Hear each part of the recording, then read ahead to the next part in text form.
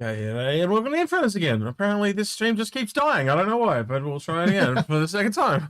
I'm bringing the technical issues wherever I go. I've had problems with my new stream PC since I got it, and then I went on to the Launch Sequence podcast, and everything went wrong with Tomato's PC, and now it's spreading it to Execute. So I'm slowly spreading problems. Never ever had that before. It was very much a first for me. Like OBS basically just stopped working.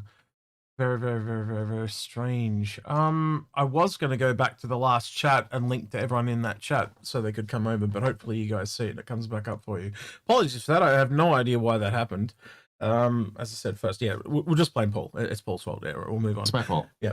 But we're starting late. Let's start from the beginning. We're starting late anyway because of I had to eat some food and stuff because of my low blood sugar. But we will start again. Just let me get back to what I was doing. And I will say for chat, as Execute's fixing this, it's not X's fault. X is getting new medication, and that process is causing him to get have weird blood sugar spikes. So I'm having lots of troubles adjusting to these new meds. Anyway, right. Let's head over. Right, Lemming's here as well, by the way. Sorry, Hi, Lemming got lost in translation. So yeah, Lemming did send us this. This is apparently this week's sneak peek, and as I was saying before, I wonder what this is.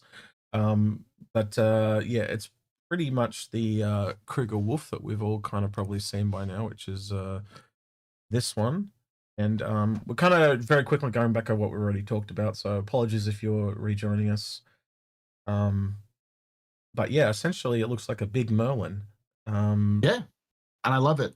Yeah, I think a lot of people will because of the shiny and chrome look.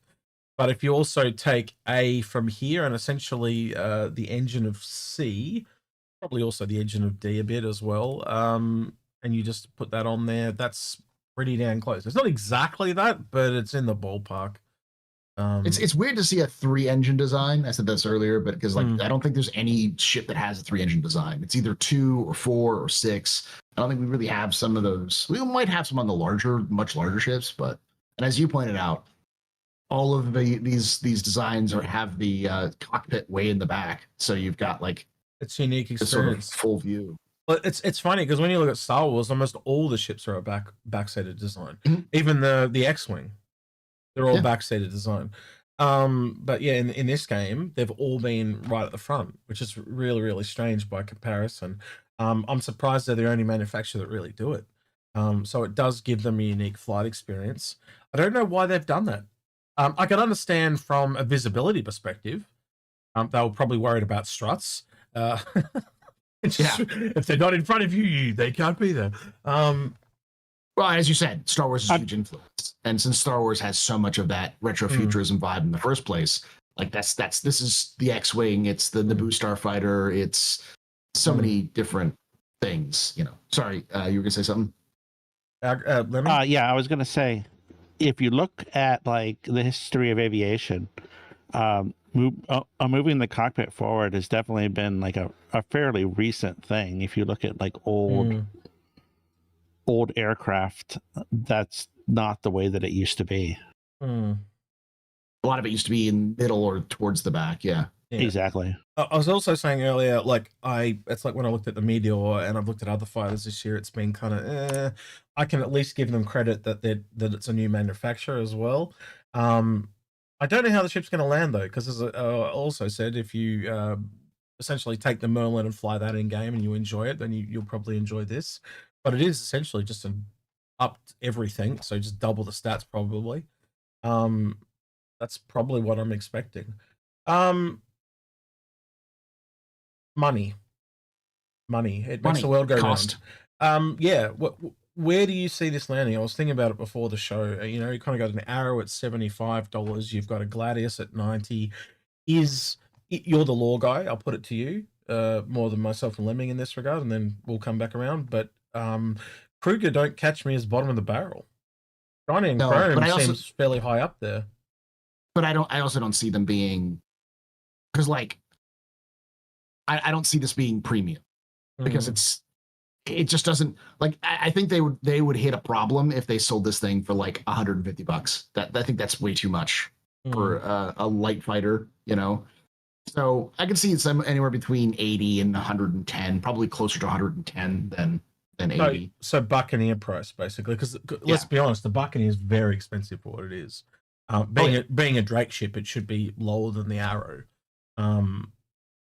So yeah, it's a weird one. But it's also it's staples on all of the guns because it's not even a medium. It has so many guns on it that it's been upgraded from a light ship to a medium ship. It's a medium interceptor now. So I've got Daft just sent this to me. He said he cleaned it up. Looks a bit cleaner. Let's just double check his handiwork. Yeah.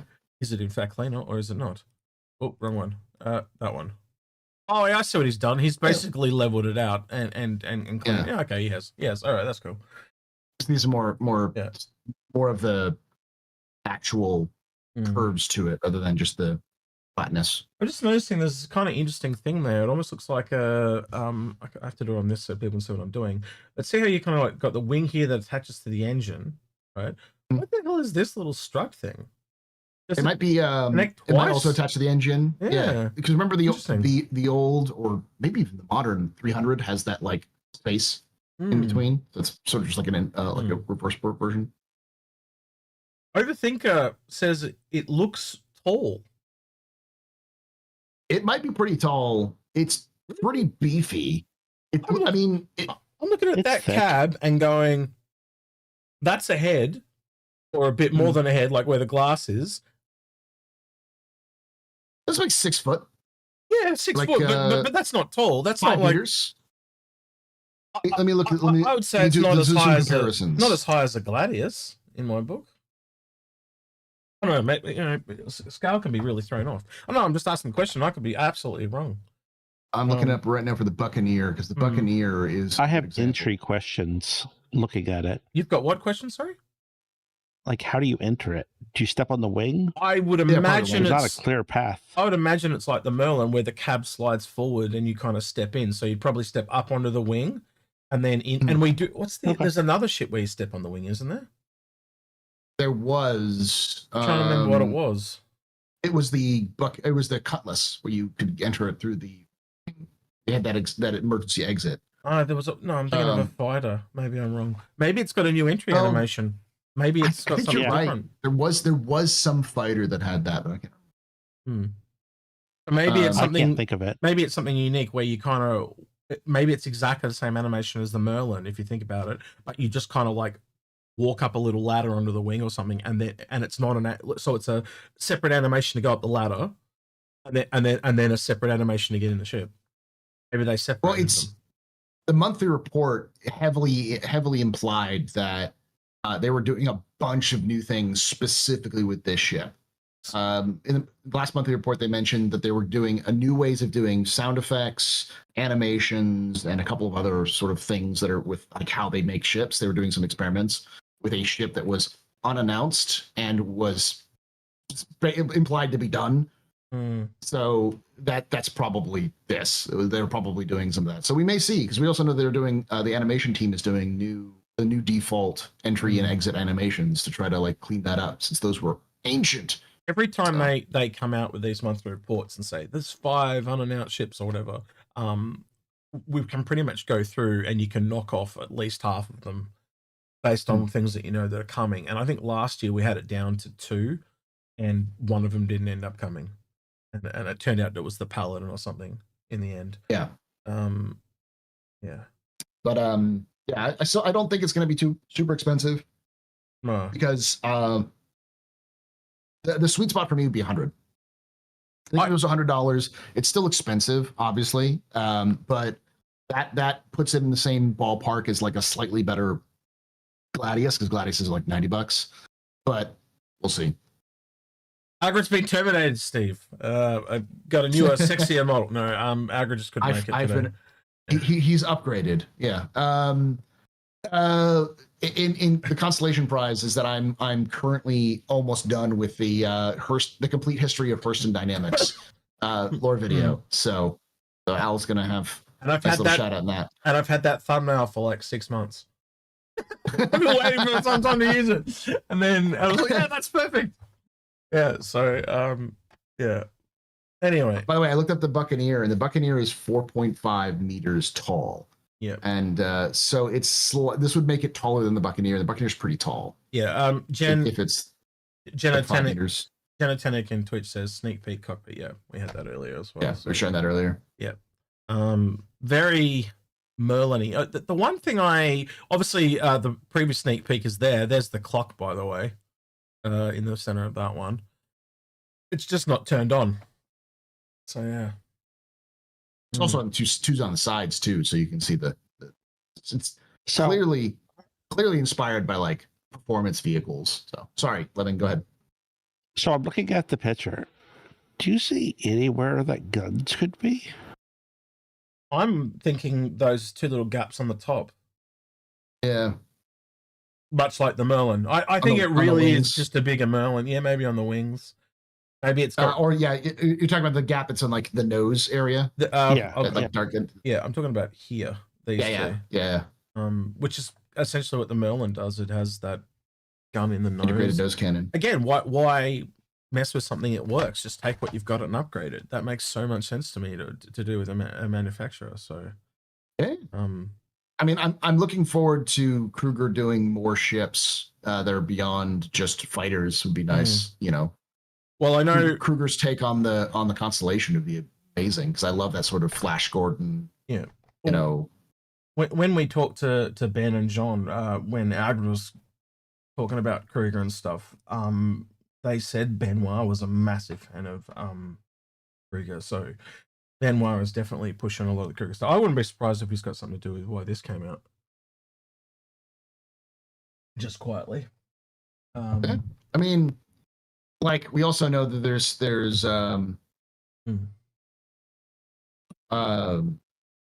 that CIG is a big fan of introducing locations that have direct connections to spaceship manufacturers. So Krueger is headquartered in Castra. So there will be a Krueger show, like showroom of some kind, like we see with Crusader. Makes sense. You're going to need more than 3 ships for a showroom to be good. Kind of makes sense. Actually, I was looking at a video someone sent me this week that was one of the leaks from years back, and there is a scene in that which is it's meant to be a military base, but boy, it looks a lot like Castra. It looks a hell of a lot like Castra. So I wouldn't be surprised if some of those assets come across to Castra. So it made me think maybe Castra's is a lot easier to roll out than we initially suspected. I'm not saying that's coming tomorrow, people. I'm just saying that it might speed it up. But yeah. I mean, I can tell you my theory on why we haven't seen new systems, even though systems are basically content. And that's just money, cost. Yeah. It's cost them a lot. Right now, for those of you who don't know, it costs CIG a significant increase in cash to run servers than it was a year ago. Because a year ago, one server would host 100 people. Now there are 10 servers per shard, and each shard only holds 600 people.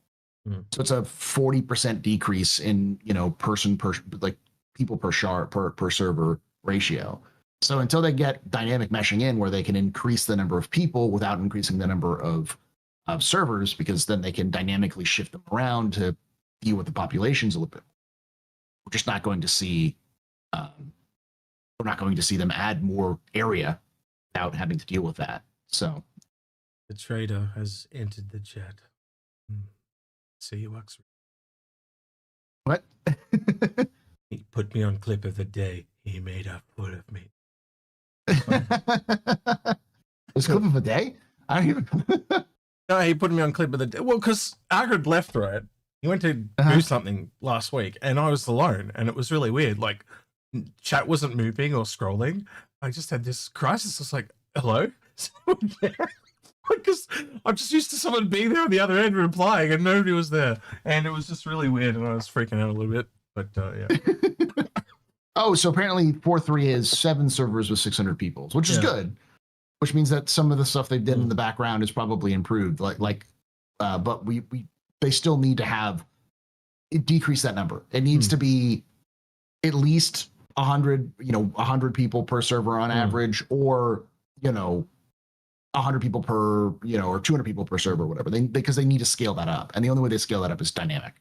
Obviously, and we know that they've been working on it. So it's obviously a big downside to doing a game in like as you go, having to pay for the servers as well all the way along.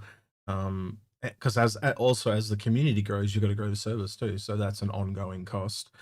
There's a lot of things about this that I'd really, it'd be really cool as a debrief, 5-6 years from now, or whenever it is, that Star Citizen's out. They've probably done Squadron episode 2 by then, and kind of sit down and go, what would you guys do differently? If you had your time over again, would you do it all the same way? What were the pluses? What were the negatives? But by the same token, I think you talked about this a little bit yesterday. This never would have got off the ground if it wasn't done this way. Like no one would fund this. No publisher would. And Chris and that aren't in this for the money. They're essentially putting all the money back into it. They just want to make a really sick ass game, and that's why you'll never see. Yeah, that doesn't mean they don't make money off of this. It's clear that they make money off of this, but it's they pay for themselves, but they're not rolling in cash like Scrooge McDuck. They are which most publishers want to do. Their CEOs get paid shitloads. They're like margin of profit. Even if they make a good year when they make profit, it's like $2 million in profit, and all that money goes back into the company anyway. So it's never a situation where it's like, let's make, Call of Duty numbers where they make $100 million in 6 months, and then they use that money, that's in pure profit. It's like, now CIG makes money, but they don't make profit. And that's as the context is that just nobody, there would be no other way to do what Star Citizen's doing because it's just not profitable. If they just shut up and put their heads down, they would have had to sell out because no one would have purchased any ships. No one would have bought in because they want to see results. And as much as things are busted, at least it's released. No private investors would have done this because they would have demanded a return on their investment well before this. So it's just the stars aligned for CIG to luck out into this situation, and they've managed to take advantage of all of their luck whenever it happens. Just exploiting the shit out of it. And so, that's it is what it is. No, you don't have to tell anyone, Lemming, but I know your background a little bit. Share your thoughts, man, if you wouldn't mind, on the way CIG are doing things. Are you still there? Yeah, I'm here. I was just quiet because there was no breaks to break in there. You've got a fight to speak here. You should know that by now. I've been trying to. But anyway, I I think everybody wants to see them move faster. Yeah. But like prior to me joining the community overwhelmingly told CIG they want more. Keep going. Yeah. And I don't know where that line is that I don't want that they shouldn't keep going. It's past where we are right now, but I don't know exactly where it is. Yeah, I think that's kind of what changed. People were like, all right, let's hold off a bit, get to where, get most of this done, and then worry about adding extra shit later. That's the sentiment that I feel happened around 2015, 2016.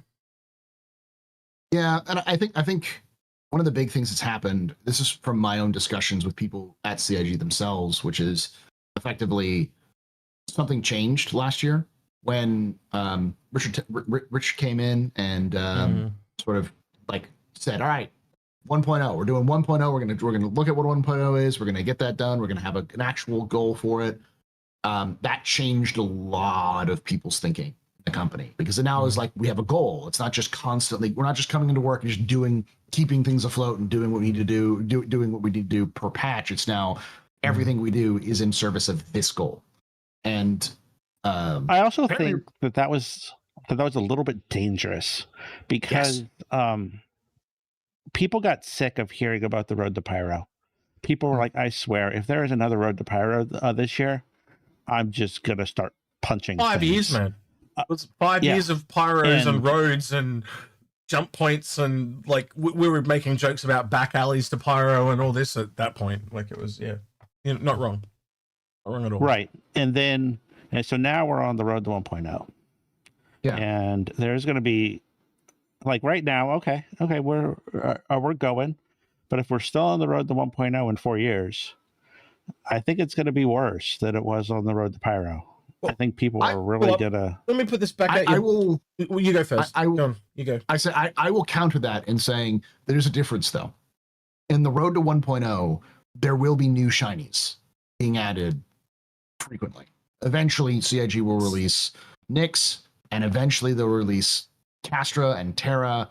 So even if 1.0 is still like the distant goal, there's always something to keep people engaged, because the reality is the reason why people get bored, especially over like the summer, or the reason why people get mad, especially over the summer with Star Citizen, is because they get bored.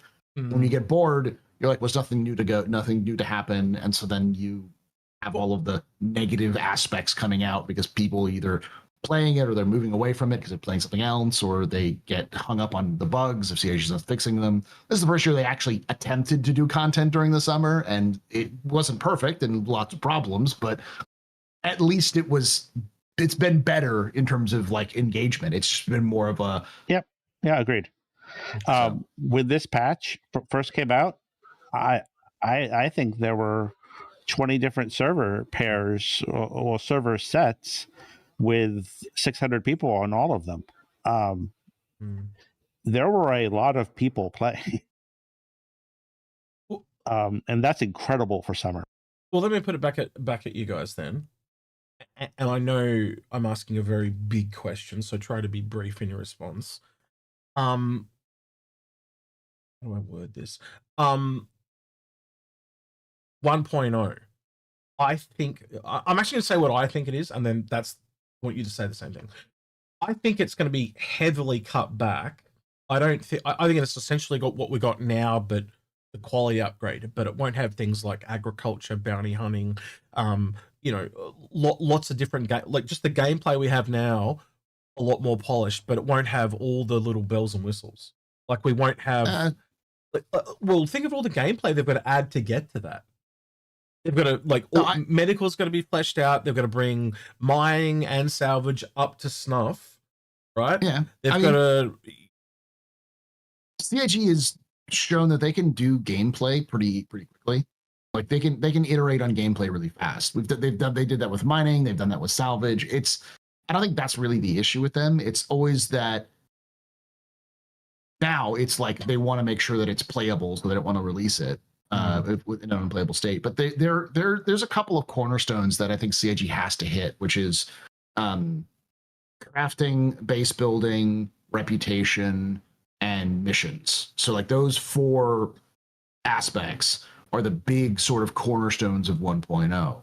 Scanning and this as well. Well, that's scanning is part of that. Scanning and engineering and Maelstrom are all part of that, because all of those are required for base building and crafting. Because like you need to be able to find a location to build your base, to be able to find out what minerals are there, or all those requirements, and to be able to you know, and crafting needs to be, because you need to be able to craft stuff so you can build your bases and all that sort of thing. So there's still a couple of like central pillars, but unlike server meshing, where CIG seems to have, like, as we know, they had to build like 16 different things to even get to start to working on server meshing. You know, 64-bit floating point precision, object container streaming, server-based object container streaming, the back-end structures, like all of that stuff was all just so they can get server meshing working. It's not going to be nearly as much, because engineering is already being worked on. It's going to be tech previewed the next couple of weeks, if not, you know, a couple months, but it's going to be this year. Scanning has been in active development for about a year or so. They'll probably be testing that with that soon. Even base building and crafting are in a state of completion, just not fully done. It's just a matter of the actual mechanics are there. They just need to scale them up, just like they need to scale up salvage and mining and all of those things. So I think they're still going to stick with 1.0, but there probably will be some things that are cut back or scaled differently, like bounty hunting or the dynamic mission system. It'll probably end up being less than what we hope for, but it'll still be there in some shape. Just basically everything the Endeavor does. Just it's all cut. Yeah. Yeah. Until the Endeavor needs to like, well, another good example of the Endeavor is it's got a giant like collider, right? What is that for? Not anymore. Like, that doesn't. There's no point for it. It was meant to. Well, again, it'll kind of upgrade things you've crafted. They do have the upgrade system. Remember, you got the 5 levels of upgrades. You could just roll a higher upgrade by luck, essentially. And then there's the giant like telescope, which is like, that's not scanner, it's telescope. So like, there's certain things. Again, from what we've been able to piece together is the Endeavor will find something, the Carrack will go look at it, the Carrack will find things and then send the other explorers that are tailored to their specifics. Like if it's a planet, the Odyssey will go. If it's things within the system, the Carrack or the Terrapin can go. So there is this feed down economy, so to speak, when it comes to exploration. Because the Endeavor's not going to be traveling, it's just going to be, it's the astronomer to the spaceman type of thing. Yeah. Well, Lemming, I know you went to say something there, man. Sorry. Do you want to share your thoughts on 1.0? Yeah, and this is kind of a tangent on that, but I'm gonna be positive, Lemming, for a second. Hey. So, yay! This event that we just are going through now and is going to be going into the next patch is amazing. The one thing that failed, that isn't the responsibility of the mission team, they had no control over, was the elevators. The elevators made this event awful. The event itself is amazing. If they keep doing events like this with the pieces that work behind it, I am very hopeful for 1.0 and for the future. But man, the elevators just left everybody with a bad taste in their mouth here. I record numbers of normal people returning to the game, getting very angry and leaving. Yeah, I heard that. That was sentiment of so many people that came back to get free skins. And they just chucked it in because they realized how long it was going to take and they were happy to do that. But then when they realized it was going to take 5 times as long because of the elevators, they were like, no, fuck this shit, I'm out. So yeah. I almost wonder though if they did it deliberately to try and put a fire under the elevator team. That's what I thought when they removed all of the other missions. So like when the event first went live, there were like 6 different missions that you could do. And only one of them really involved like stressing the cargo system, and then all of those other missions just went away, and it was whoops, nothing but cargo. And now they've kind of brought, I think, most of those back, if not all of them. And I thought they were doing that to stress the cargo elevators so that they could actually get data on them. But based on the past couple weeks of no patches going to live, I don't know if they repaired them as much as they could in the build or what, but I would really like to hear something from CIG on that. Yeah. They did mention a little bit of it in the monthly report that they were working on it. They did a bunch of fixes for it. And it seems to imply that some of the stuff was going into live and some of it was like 4.3. So yeah. And as far as we know right now, the missions, the cargo missions, the resource drive, resource rush, resource rush. That is then that is still in 4.3. So, have you talked to a few people at CIG as well, don't you, Paul? Yes.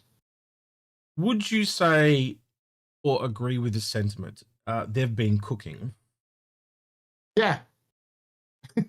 I don't know how much that's going to eventuate at the end of the year. Just the thing I've been hearing over and over and over, they've been working their asses off way more than usual.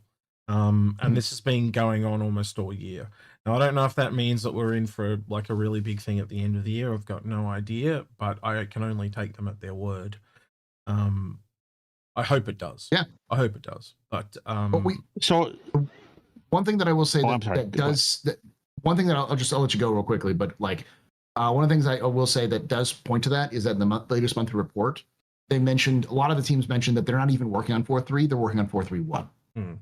So in July, they were working on 4.3.1, and 4.3.1 in July was the September patch, not the August patch. And we've seen how quickly they've moved into testing 4.3.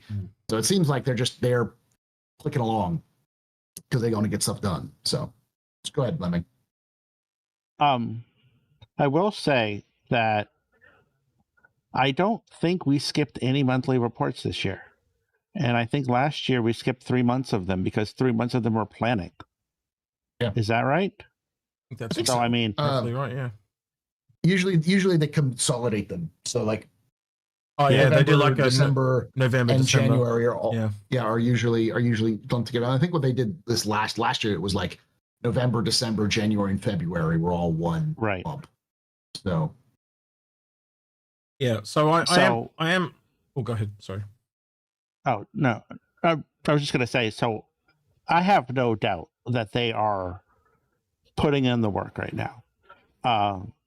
I just hope the work is in the right place because, like I said, this event would have brought so many people back. I would have had people playing for so much time if it was just not for those elevators. The elevators hurt the event so much, and really, I think hurt CIG. I hope they got good feedback from it though. As I said, like it was the first time I ever saw like meaningful progression that should be left in the game. And I hope they agreed. Want to just leave it there and keep adding to it and expand that out into Pyro. Like almost anyone you get rep with, I think you should be able to get a skin for your ship. That would, especially when the game is this small. That gives you so much to do. Like just to like even if it's just cargo, being able to do that for Microtech, Hurston, and all the others, but then go over to Pyro and do the same thing. Then salvage missions and blah blah blah blah. You see where I'm going with this? So for them to turn around and get someone just to make a skin for every ship in the game, knowing how data forges a thing, that shouldn't be very difficult to have that done, and that creates a lot of progression and drive for people to stay motivated, and that's something that's sorely missing in the game right now. I think that's why this event was so popular, and then disappointing, as you pointed out, Lemming. Right. So, but what I was going to say is because of their cooking, I'm actually hoping some of this stuff that they've been talking about over the year really comes in. Like engineering, we know that was meant to drop. Would they say August? I think they said that was meant to drop. Originally, it was meant to drop in 4.0, but like it was going to. That was last March. year. Yeah. But then I thought it got dropped to August. Last was the last I heard. So it was originally supposed to go in 4.0, and then they were like, we had to cut it back because we wanted to do other things. And then in the like late last year, early this last year, they kind of said, well, we're retooling how we're doing things, so it's going to get backburnered. And based off the monthly report, they spent the last 6-7 months going through and like really looking at engineering and how it functions. And so they currently have in July, they were finishing up a build, tech preview build of the new changes, which may include every ship in the game, but it probably won't. It's probably going to be only a couple of ships. But for instance, one of the things they did was it's a lot harder to pop a relay in a Polaris compared to a Freelancer. Freelancers are much easier to pop than the larger ships because makes it better. There is some of the engineering already in game. Like I was in an Asgard, and I think it was when I was returning from one of the buyer's guides we did or something like that. And on the way back, as soon as I came out of warp, the whole ship just died. Like it comes into Microtech and just is starfishing, like dead ragdolling in space type thing. And I went over and there was a red fuse. It says this fuse needs to be replaced. So I walked down to the front where the main turret was, took the fuse from, I think it was I can't remember what it was from, took it and put it where the other fuse had to go, and all the lights came back on, the engines kicked on and everything. Now you can't repair them, but you can put the fuses in. So that the fuse underlying part of engineering is already there. It's just having the components pulling out and all those type of things that are yet to come, which I think will be really interesting. So there's definitely groundwork there is what I'm trying to say. But adding all that in, like adding scanning and stuff like that, the scanning is such a big one that I'm waiting for, because that's where the game's really going to kick off. You're instantly going to get people that want escorts to go with them because, oh, the pirates can find me now, right? So all those people that have been bitching about that they got pirated, well, you got no idea what's about to hit you, because you're going to have escorts, because if they're going to fight, they've been doing it all through logic and, you know, or just trying to predict where you go. You know, you go down to anyone that does piracy, like Moist Noodle, Agent Letty, any of the even God, he's gonna kill me. Oh my God. African guy moved to the UK, really funny guy. Oh shit. No. Makes the funny voice. Handsome viewer. No, God, someone tell me his name. Shit, this is awkward. I'm just brain. Are you talking about South African? Are you talking about yeah, South African, and he moved to the UK. Voidy, that is it. Oh God, I had V. I had nothing else. I just had V. I go, what the fuck is this dude's name? He's gonna kill me. Do you want me to make it even worse? When we first started getting the preview, you had a Voidy video up on your screen. I did. That's literally as you were eating. That's what. Yeah. That's the worst part. I'm going, I can see his face and that cutlass. I was like, oh my God. Anyway, yeah, because I had a video up of him here before I closed it. Oh, it's not there now. I closed it. Yeah. But yeah, Voidy Execute. I'm gonna take some of the aggro off of you, and I'm just gonna say, yeah. Anyway, Voidy Vince, get you, he's a funny guy. But he does piracy as well.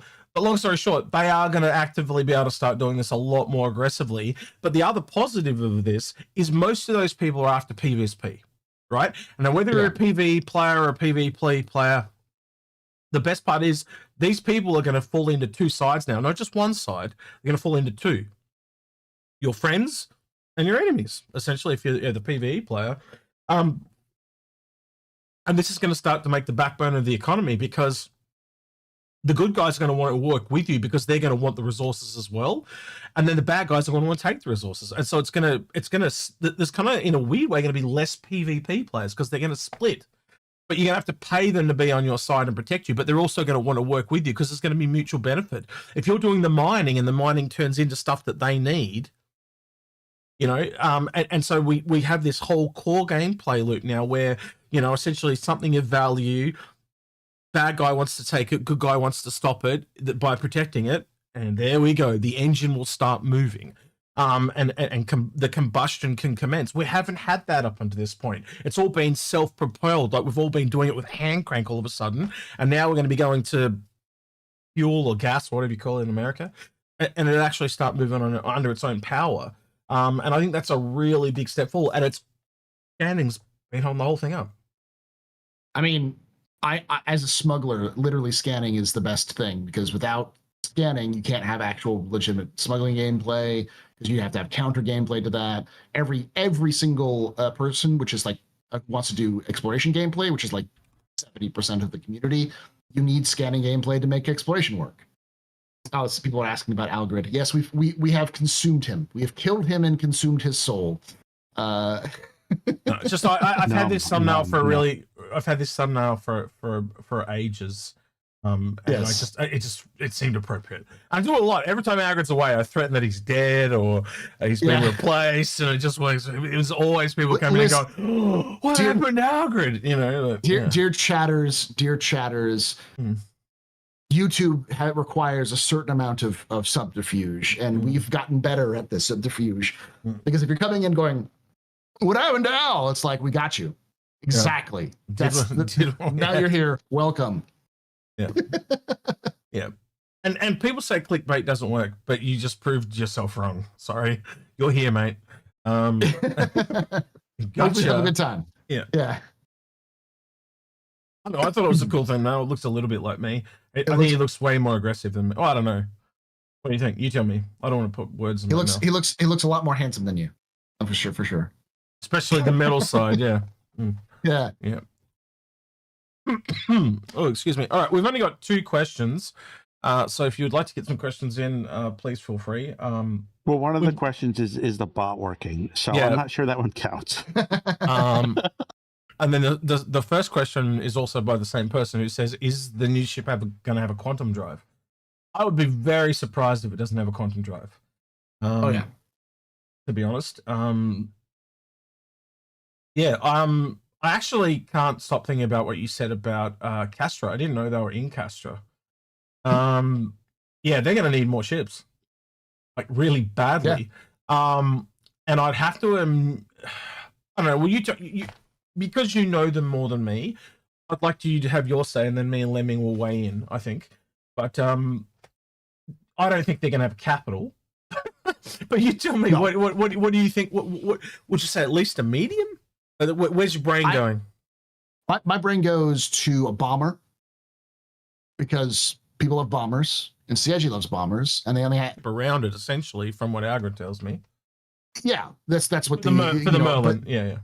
For the Merlin, but the thing is that they also have a lot of other people they work with. They work with Bearing, they work with RSI, so they're because they're a parts manufacturer. Like they're actual. Basically, even though they won't go this granular, but if you fly a ship that is made by one of the manufacturers, there is likely a large percentage chance that your ship is made up of a significant amount of Krueger parts, because they make like wiring and bolts and like all of the things that would make a ship. They're sort of the manufacturers of those things. That's the reason why they have a good relationship with RSI, because RSI needs their work for most of it. Like a lot of RSI ships are used Krueger parts, but most of the UE military does as well. So have you actually? The joke was that they made all the parts to make things, but they never actually built them. So like they made all the parts to build a gun, but they didn't actually build a gun. So that's why they started making guns and ships. So have you actually read what it says underneath this image on the load screen? A little bit, yeah. I have my. So it's it's in collaboration with RSI and Bearing. So I'd assume that has some kind of bespoke bearing gun on it.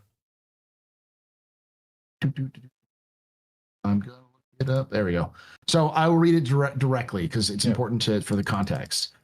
Which is Krueger Intergalactic stole the show during the annual Cutting Edge Expo in Sherman, which is their headquarters. With the unveiling of the L-21 Wolf, their first ship to be exclusively designed and manufactured by the company. Attendees hailed their ship's sleek form factor and head trimming aesthetics. Krueger's head of design, Tony DuPont, told the press, "Our frequent collaborations with partners RSI and Bearing have been a huge source of inspiration to us. We're excited to share our unique vision of the ship design with the verse." It's not that RSI and Bearing are working with them, it's that they have worked with them in the past. So they're taking their cues from RSI and Bearing designs for their own ships. So after what happened with the Meteor, and Ares suffers a little bit from this as well. I don't think we want another bespoke gun. Yeah, I don't think it'll be a bespoke gun. And I'd all. Oh really? I 100% think it will be. Yeah, I think it'll come with. I think it'll come with a gun made by them, but I don't know if it's going to be bespoke. How do you fit it in? That would be kind of in that hole, Paul. It's just how do you fit it into the holes of? There's other holes like that in other ships, like that have it sort of like you just stick it into the like the area's got to be wide enough for you to fit it in there. It's basically it. That's it. Yeah. But let me continue on to finish that up. Yep. Yeah. I may be a little roboty. I don't know if it's on my end or not. You've been roboting on. I've been hearing you robot a little bit as well. So okay, so maybe it's a connection issue on my end that explain why the stream dropped earlier. Yeah. Yeah, because I look at that and I can't not see a bespoke gun, and I think back to where this all started really with the Vanguard as well, like with the nose guns. I can't stand the nose guns on that thing. Yeah, but I'm gonna leave a bad taste. Anyways, to kind of make it a little bit shorter, I think the Krueger will have at least a bomber or something like that, a larger, heavier fighter or bomber. I don't see a heavy fighter because they've had a lot of heavy fighters, but they just don't have a lot of bombers. So either torpedo bomber or traditional bomber. I also see a medium ship and probably a large ship. I don't think they'll go beyond that. And I can see like them doing their own version of the Connie. for instance, and then like a medium combat ship. Would you say they're more military-esque though, based on the gun stuff, or do you think we'd say maybe see a cargo ship? I might see a cargo ship. I think we'll see a utility ship more than anything, because like I said, they make parts. So the reason why they made the gun was because they made all the parts of the gun, but not the gun. And same thing with the Merlin. They made all the parts to make a ship. They just never made the ship. So because they have a lot of contracts with the UE military, they make military stuff. But I don't think like the L-21 Wolf is not going to be a military ship. You're not going to see the Navy flying this thing. It's going to be a civilian ship, but it's probably going to be more along the lines of like Drake. Think of him as like a high-class Drake. Okay. Well, Hustle Bones in chat mentioned this earlier, and I'll put this to both of you. He said, I reckon we'll see a racing variant. I think he's backed that on the base of the Merlin and the Archimedes. But yeah, I'll put that back to you guys. What would you guys see as variants? I think racing's a really given one, given the Merlin. Then I also look at things like the Gladius that has special layout variants and stuff like that. If they're bespoke guns, it becomes like the Ares and the Iron, does it not? Where you just have different bespoke guns. I don't know. He's thinking. I think he's thinking. I don't know. Does it hurt when you do it, Lemming? It does when I do it. It's really painful. I'm so torn on this thing. Waiting for you to break out in song now. I'm torn. Anyway, sorry. It's such a weird little thing. Like I want to know where it falls on that graph that we saw. I think it was the beginning of last year. You mean the commercial versus luxury versus I want to know where Krueger falls on that, because I could see this really being like Origin levels of luxury, just a different kind of luxury, like the 1960s. Dufty Digit's got a good one. What about a stealth one? I think that's that I could see that totally from these guys, especially with the parts and being able to pop out an engine that allows it to do a bit more silent running. I think that would be a good choice for these guys, to be honest with you. But yeah, I think I'm gonna the pessimist in me goes, CIG's gonna do something stupid like a scanning variant or something like that. They'll do something that has absolutely no business, like the Meteor with it. So it's like, oh, a mining variant. Like what? Well, like, see, I kind of sit here and look at them and go, there's clearly vibes to the Naboo, right? And I kind of think about all the Naboo ships I've seen. I kind of think of it as it clearly looks more luxurious, like the Naboo ones were in Star Wars. So I think the ship that would probably see if it was a medium or a large would more likely be like a 400i. You know the Naboo, the Princess Naboo ship. And some of those designs. Wait, if I go back here, give me 2 seconds. These ones. Some of those, like especially that one where the engine was really up the front. I believe it was C. I think it was C.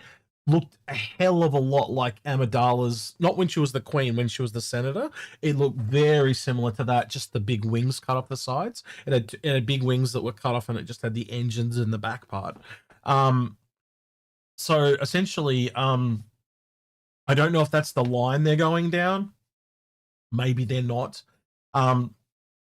But with the chrome nature of these ships, I've got to assume that it's a higher, like it's almost like MISC as well. MISC seems higher tech than the other industry ships. You know, they got the alien stuff merged in with them. It's almost like there's a high, medium, and low tech, as we know there is in the game, but like within the manufacturers. And I think that this is another, you know, I was saying there's not a, like there was a whole thing based around luxury and stuff on that thing that Lemming's mentioning. And besides RSI, Origin were the only ones.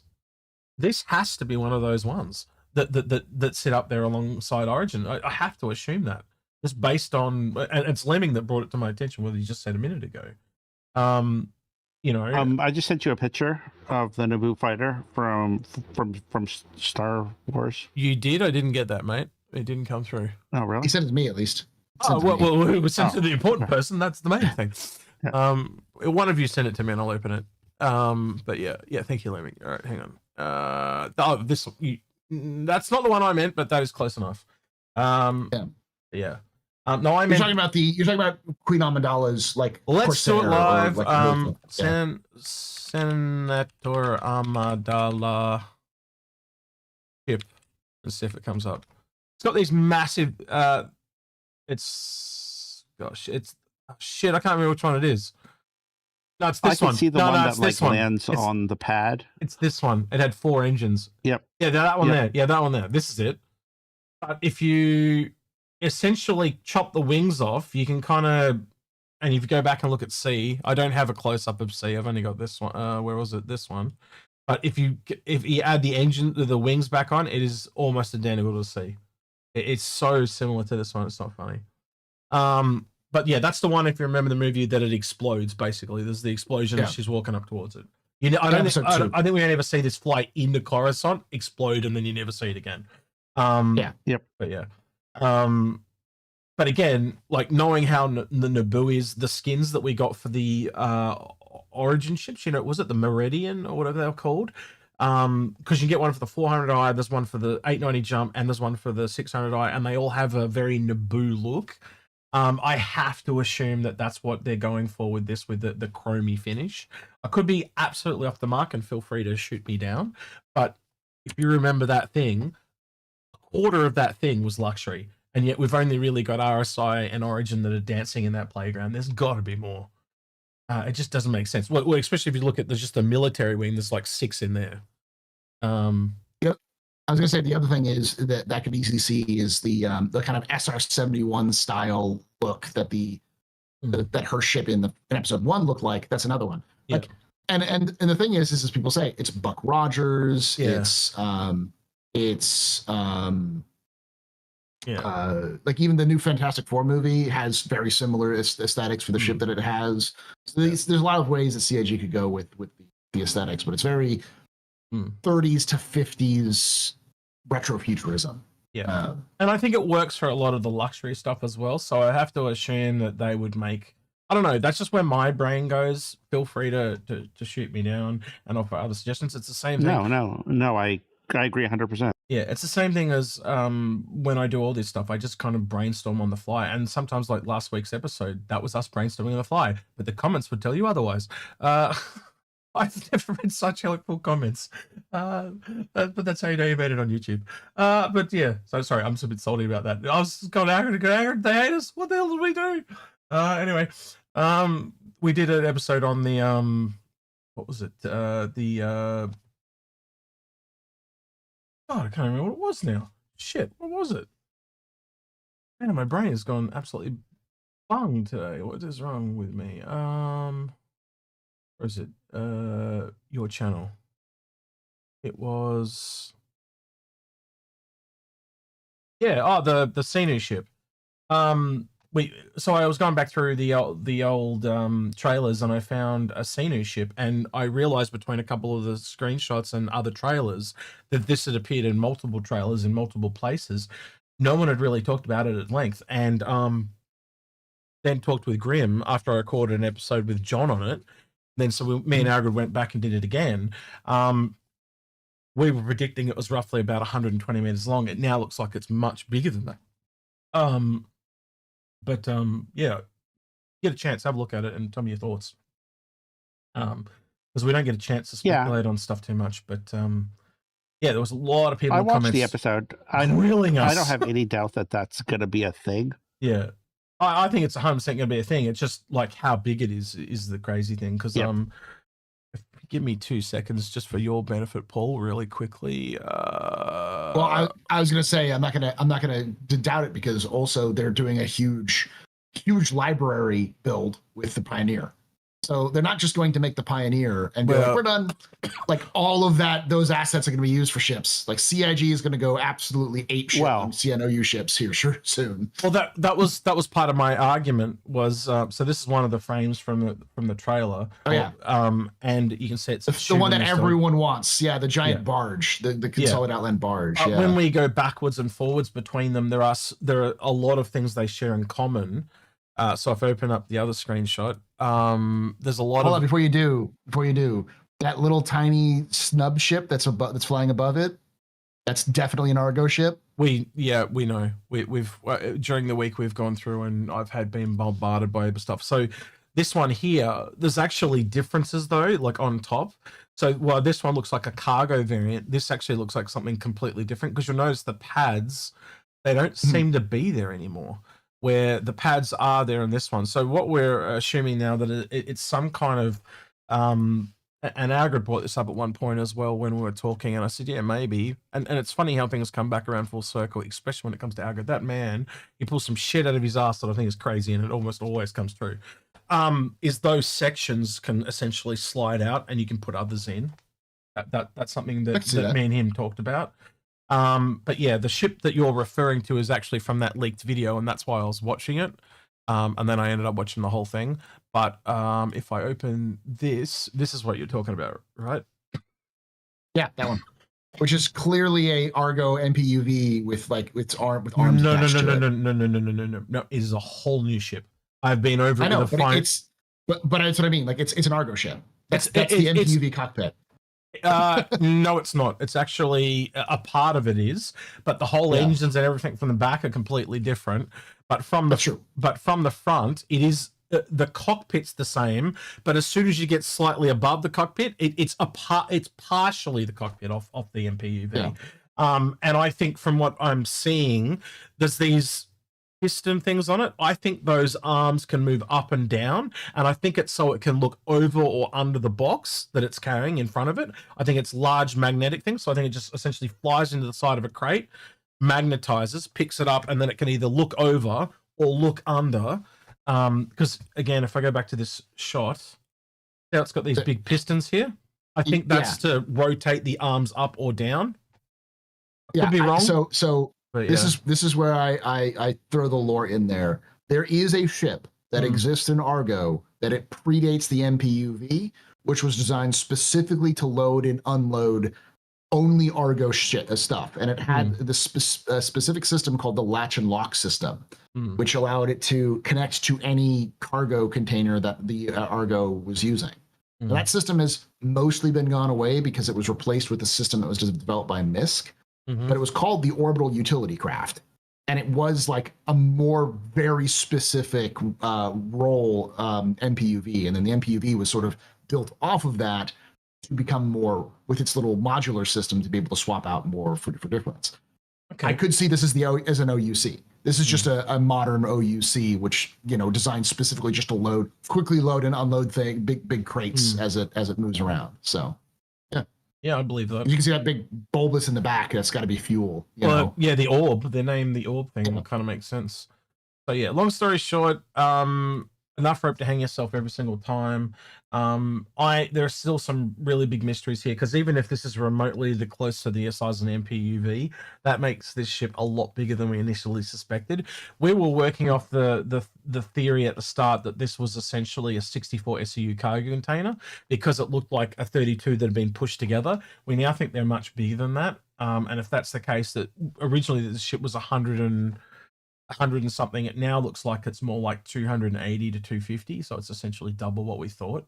But we'll have to wait and see. And again, originally we thought these were drones, but that once I think it was Socially Confused brought that to my attention, and we started going down that rabbit hole. And yeah, it's the whole reason you did the episode, though. This is why you do these episodes, because you bring it to people's attention, people start talking about it, and all this shit falls out. This is exactly what I wanted to happen. And people are like, "Oh, you're a fucking idiot." Yeah, well, tell him I'm an idiot without telling him I'm an idiot by just telling me what it is.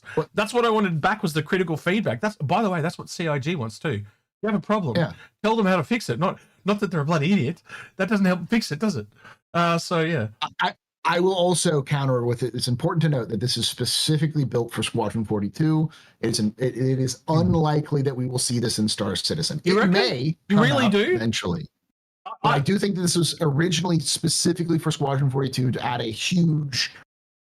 Basically, I mean, if you take a look at the design, this is their attempt at making a cargo freighter. Like a modern day cargo freighter. It looks almost exactly like that. Why you? And I have You could be I right. have a feeling that there's no interiors for this. It's just an exterior. There's things I've heard that there's a mission based on this. Like you got to go in and plant something Inside right? of it. But if you look at where I've kind of circled these 3 cargo areas, it's only this area that then becomes interior, and then you've also got to add engines. So it's probably just this area here, and maybe a pathway up here, and that's it.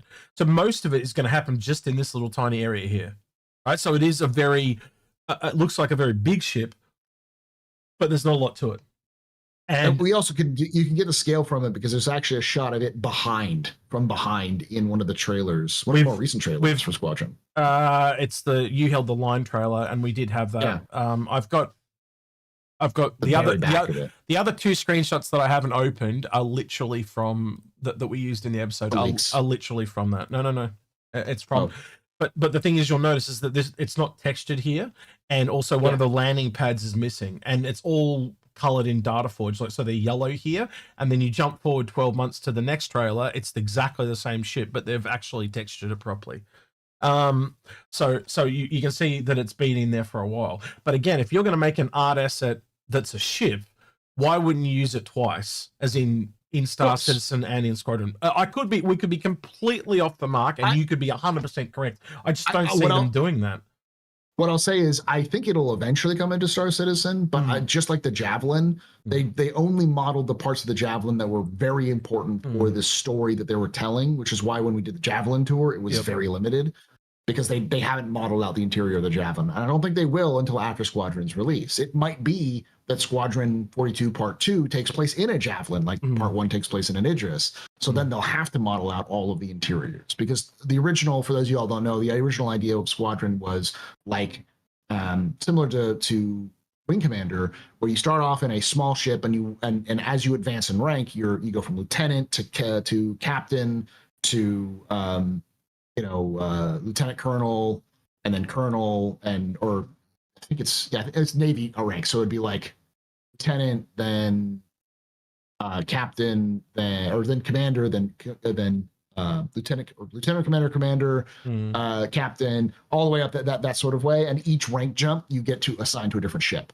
And that ship would be different. That was the original plan. And then as Squadron was built out, and they were like, this is too long, they cut it up into 3 parts. But because we don't have the interior of the Javelin, we might have interior parts of this, but I don't know if we'll have the entire interior modeled out and also usable for the game, because it might just be a good set piece. So, you're right. I think they will use every part of the Buffalo, but I don't know how long it'll take for them to go back to there and go, okay, let's actually make this usable. The point me and Grim were getting to, whether this comes out or not, it shows, being consulted outline, it shows you why they can jump essentially from that looks like there's a medium ship coming as well, but essentially you go Nomad, medium, this would be the large potentially, and then you go to the Pioneer. It's showing that they've actually got a lot of art assets for Sunday Outland that we didn't even know about, is what I'm trying to get at, right? And because of that, it shows why they can go straight to the Pioneer, unlike what they have to do with the Kraken. They've got to build the Ironclad. So it shows this gap. Habal Kuki, first time chatter in Twitch, says something interesting that's just jogged my memory that I'll throw out there for people to throw around. He just said these sections are from the dock. So I think what he's suggesting is, if you actually look in the photo where they're kind of sliding across from, it's like the entire section slides into the ship, not just the cargo boxes. That could be that could be absolutely true as well, my friend. I would not disagree with that. It's something I didn't even think of until you mentioned it. So I'm looking at this and I see a better Caterpillar. Yeah, that's what we think it is. That was one of the very first things we thought. It's Ironclad Plus is what it is. Yeah. They made the Caterpillar and went, this is too damn small, let's go make another cargo ship. That's what I'm saying. It's the supersized cargo freighters that use the cargo boxes, the standardized truck boxes. It's one of those. It's just a super freighter. Which makes sense. And if you look at it, the context of this is the Shubin mining station. And of course, the Shubin mining station is gigantic, and it's strip mining everything around it. So it's going to need absolutely massive ships to take all of this ore that they're processing to market. So, you're not using Caterpillars for that sort of run. That would require 1 million Caterpillars to run these things, rather than 10 or 20 of these, which you're probably filling up constantly over the course of like a week. So Yeah. We still have bugger all questions. I don't know what is going on with you guys today. Normally, when we're an hour in, there are a lot of questions, but there are no questions today. The bot is still running, so it's not me. But anyway, Overthink says, question, could Krueger be a competitor to the original Origin? Yeah, possible shiny chrome ships come through. That's kind of answered that one without even knowing I'd answered it. Janet Tucky says, figure it'll be the bottom entrance, or do you think they'll have a new entrance animations? I think he's talking about the Krueger there as well. Yeah, so remember how some of the ships have I could see that. Have the bottom opens up and kind of like the seat comes down and you climb in. Like an anvil ships. Yeah, anvil and stuff. Yeah. I bet that's how you get in it. I actually could see that. Actually, no, it does have that funny little thing here on the bottom. See that kind of little thing, almost like it. Maybe it slides down. I don't know.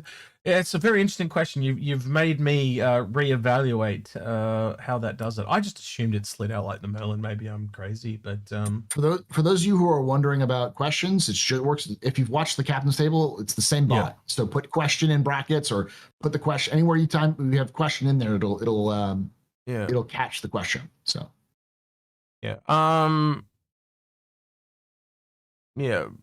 Duff just sent me all these pictures of the Krueger.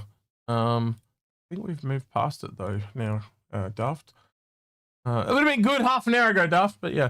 If we come back to it again, I'll... 3 stuff we can talk a little bit about. Go for it. Because in the audio files for Onyx Station, there is references that Vanduul ships are alive. I cannot confirm or deny, no comments, because I've seen things I can't talk about.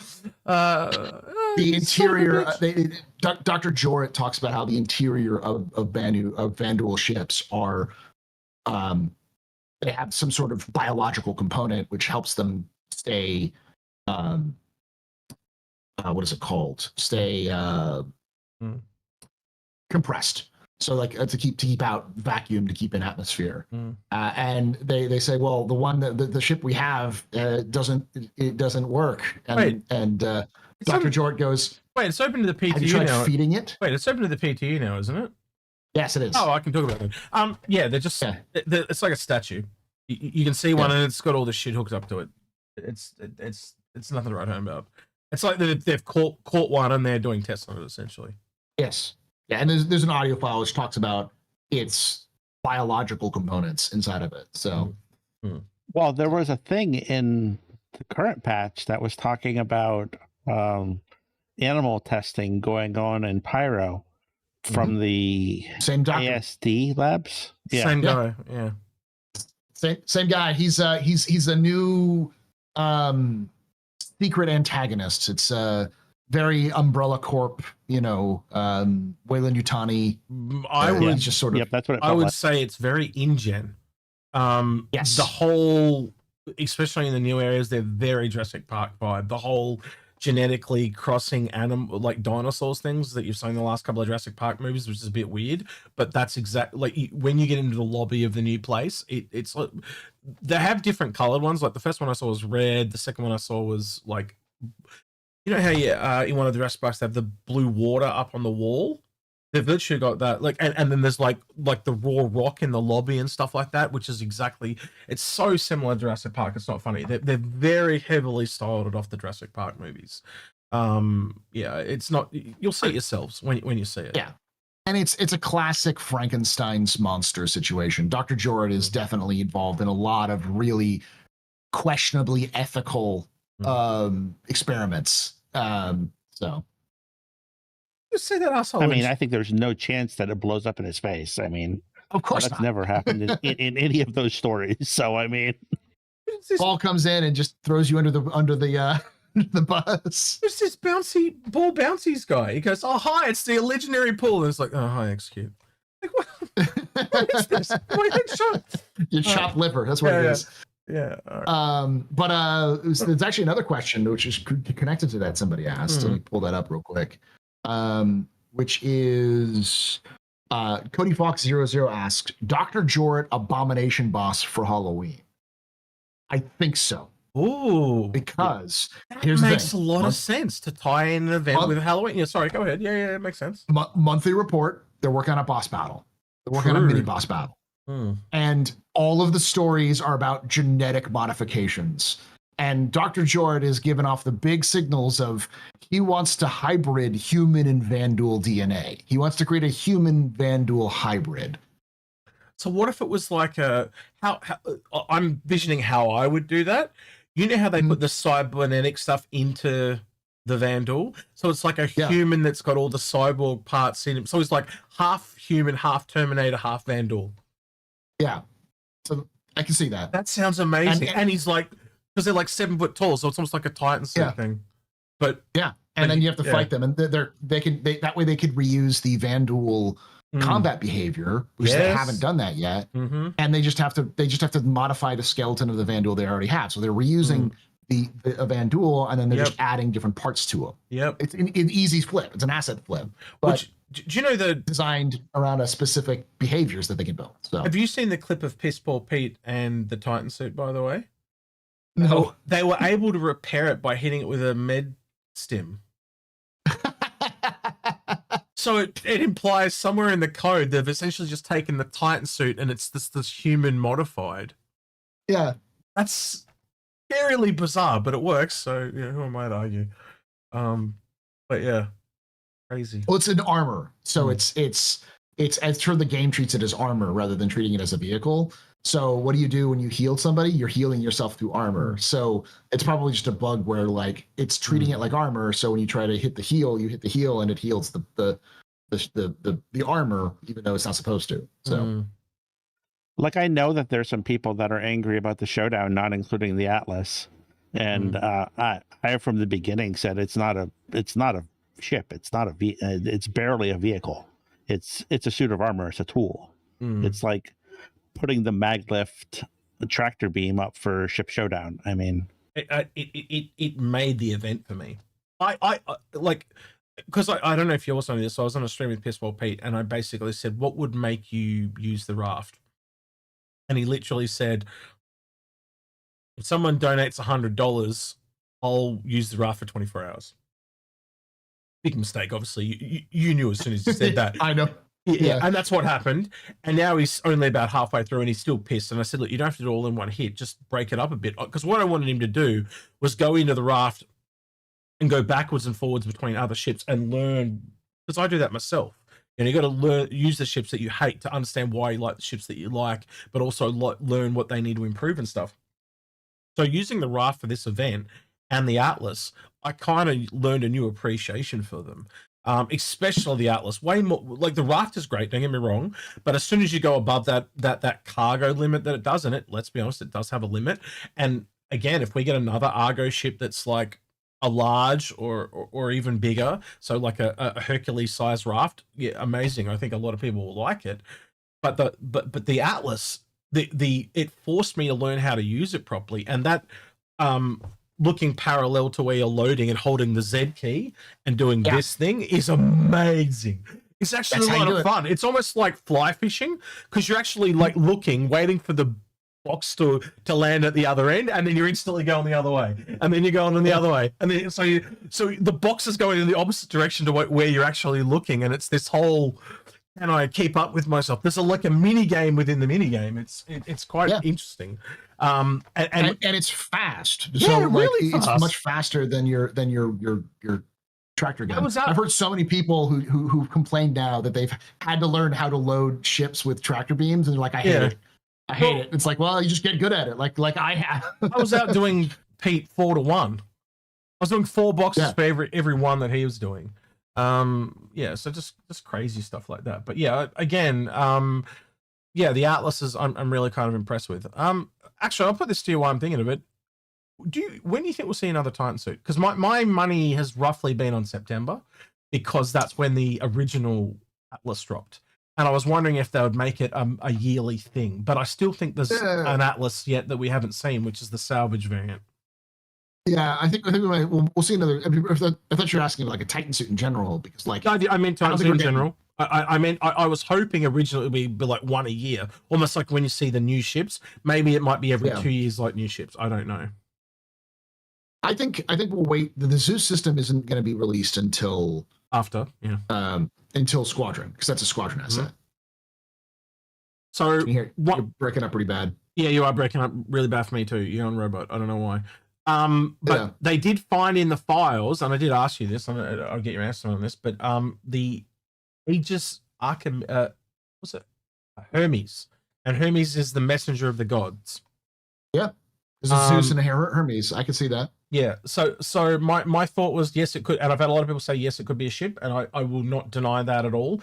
But sure, the other thing that came back, because I did a whole episode on this with Essay, and the one thing that Essay couldn't correct in his mind is there is no godlike structures under the naming conservation of Aegis. There just isn't any that use the god names.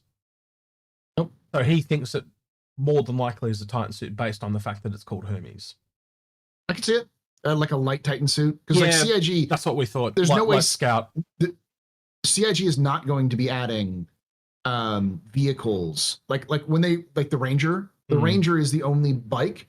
It's not going to be the only bike. They're going to make 15 different bikes that are different styles, because there's no way they spend the time to get a bike to work and then not like reuse all of the stuff, because it's a pain in the ass to try to make motorcycles work in video games.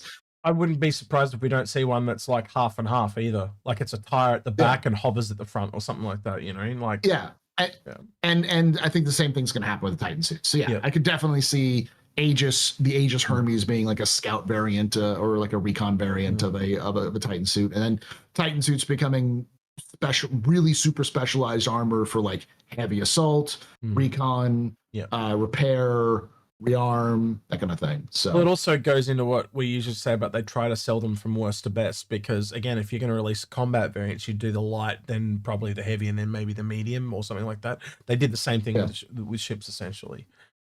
So I'd be really surprised if we didn't see the light stuff first. But again, I think a scout would be really cool, especially if it's like a if it's running like Hermes really, really fast and doing big jumps, and maybe a sniper rifle or something like that, so it sits back and shoots thing. But that would be the Apollo or the Artemis, almost certainly.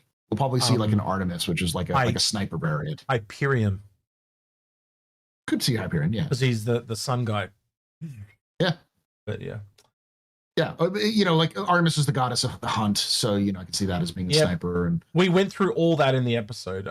We went through. We took all the god names and Titan names and basically tried to put a Titan suit to all of them, even really obscure ones. Like we came up with, there's a guy that was all about luxury. I can't remember his name off the top of my head. But we could even see that is instead of having a whole entourage of bodyguards, you just wear a Titan suit so they can't kill you.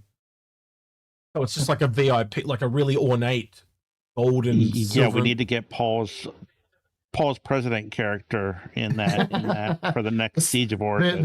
The Senator Armin Strong. Yeah. Yes. It's like your vest, but over their entire instead of nanomachine suns, it's Titan suit sun. Like Iron Man, but the Titan suit crawls all over him. But and so he was a god of wine as well, which I thought was really funny. So I was just thinking this drunk guy going around in a Titan suit like Iron Man. But sure. All right. No, I will say I think the salvage is next. I still think that the salvage suit is going to be an EVA suit. It's not going to be because each one has had its gimmick. ATLS is the cargo loader. The Geo is it has jump jets, but it's the mining on planets. And I think the easy one is salvage is a hard vacuum suited EVA suit. So it goes out in space and has little thrusters. I don't think it needs to be hard vacuum suited. I don't think it needs to be. You just wear your own suit on or in that suit, and you're fine. Yeah, but it'll have EVA thrusters. Yeah. My point. Well, I also the other thing I want to point out is I don't think it's the last of it, and what I mean by that is I actually think these are all interchangeable eventually, because at the moment when you have a Geo, you can use your tractor beam and lock onto the backpack, but you can't pull it off. So I think eventually be able to take the backpack off. And again, if you look at the Atlas to the Geo, you can clearly tell that the backpack comes off. So if you can essentially get the pieces, you can mix and match the Atlas any way you want it to go. I think eventually it'll just be the Atlas. Then you buy all the attachments for it. and build it the way you want. And again, that allows them to essentially sell it now in different forms and make more money. And then when the final game comes out, well, that's why they got rid of the buck system. Basically, they realized, like, why would we sell, the buck system when we can literally make you buy the whole variant again and make even more money? Because that's what they need to do, is raise money. So that's why they're doing it. I mean, that's what they did with the Hornet. I mean, they put out 3 different Hornets, and then I think in the next patch the modules are gonna come in, so you can take out the ball turret and put in the tracker turret. I'm gonna step away for 2 seconds. Be right back. No problem. I'll do another question. Estimated cost in store of the new ship. I think we kind of went through that, Harold, but it was basically around the $100 mark based on. It seems to be. I'm actually going to go lower than that because I didn't. Oh, go ahead. I didn't weigh in. Go ahead. So it all matters about the size of the guns. If it's less armed than the Gladius, I can't imagine it being that high. So I'm thinking like Arrow. Laro is 75 and the Gladius is 90. My reasoning is it's in that ballpark, but also I think this is now clearly in my mind, and you guys can feel free to disagree, but I think it's a luxury manufacturer. And when I do that, it puts the price up. So I kind of look at it and go, if it's on par with the Gladius, then add $10, $20, and you kind of, knowing the Buccaneer is $110, that's your frame, 75 to 110. I think we'd all agree that it's in that price range, 75 to 110. And I think because it's a light fighter and it's also one of those more expensive manufacturers, as in a luxury manufacturer, it puts it at the higher end. So I'm going to go around about $100. I would like to see it cheaper. Don't get me wrong. Yeah. But I where I put this? I've got to go with the history of things that I know, and it just doesn't line up. Knowledge-wise, with that. Paul, we're just talking about the price of the Krueger again and our reasoning behind that. Would you agree that it's probably a luxury race manufacturer, so that may put the price up a little bit? Or because Lemming's saying that he reckons it's going to be more like down near the Arrow, and I think my reasoning it's got to be higher because I think this is clearly a luxury manufacturer. What's your thoughts on that, mate? I think it's going to be higher, but I don't think it's because it's going to be luxury. I think it's going to be higher just because CIG has been, if it's not a starter ship, they try to jack the price up. So with it, they all on the weaponry. If it's only like, I've also seen everyone going, ooh ah, that puts the price up a lot too. When people do that, that does too. Yeah, when people start going, I'm really looking forward to it. They go, cool, we're going to jack the price up. So yeah. We've seen that with many ships over the years. Like, I blame myself for a couple of those. If you paid more for ships, yeah, that's my fault. That was Harold Palmer who asked that one. So next one, we're moving on to WTC Creative's web design. That's a mouthful, sir. You might want to think about showing that for your business cards. That's way too long. Creative's web design might be the way to go. Anyway, question. Do you think that the cargo ships chugging around Orison will ever be flyable by players? This is something Algared brought up a lot when we were talking about the Sinu ship, was the barges over Orison. They do have some similar shape language, but realistically, they were made by the level team, not made by the ship team. They were just done. They're level design. They're maps is what they are. They're map assets, not ships. They're very awkwardly and weird. I don't see a player being able to control those things very easily. Get up next to them, you'll see they're astronomically huge. They're almost more like a flying storage area than a well, again, the whole of Orison is essentially floating, and it thrusts every once in a while to keep itself afloat. But that's essentially how it works. And when you connect all those dots, they're not quite like, I don't think they'd be very space worthy, put it that way. So to directly answer the question, I could see a mission. Hey, you know what? Steve called in this morning. Can you go ahead and fly this huge freighter from this platform to this platform, and we'll pay you? I could see that being a mission. I don't even think you'll fly it though. I think it'll be more of a go escort this or something like that. Yeah. Okay. Yeah. Escorting, and I could see. When CIG is it's been brought up to CIG before about it, and they're just like, nah, they're not really designed for ships. They're designed as set pieces, and they use them for Siege of Orison, for instance. So it's like they're clearly not. CIG doesn't have the mentality that they're anything but like cool set pieces. So, and they are cool. Yeah, they are.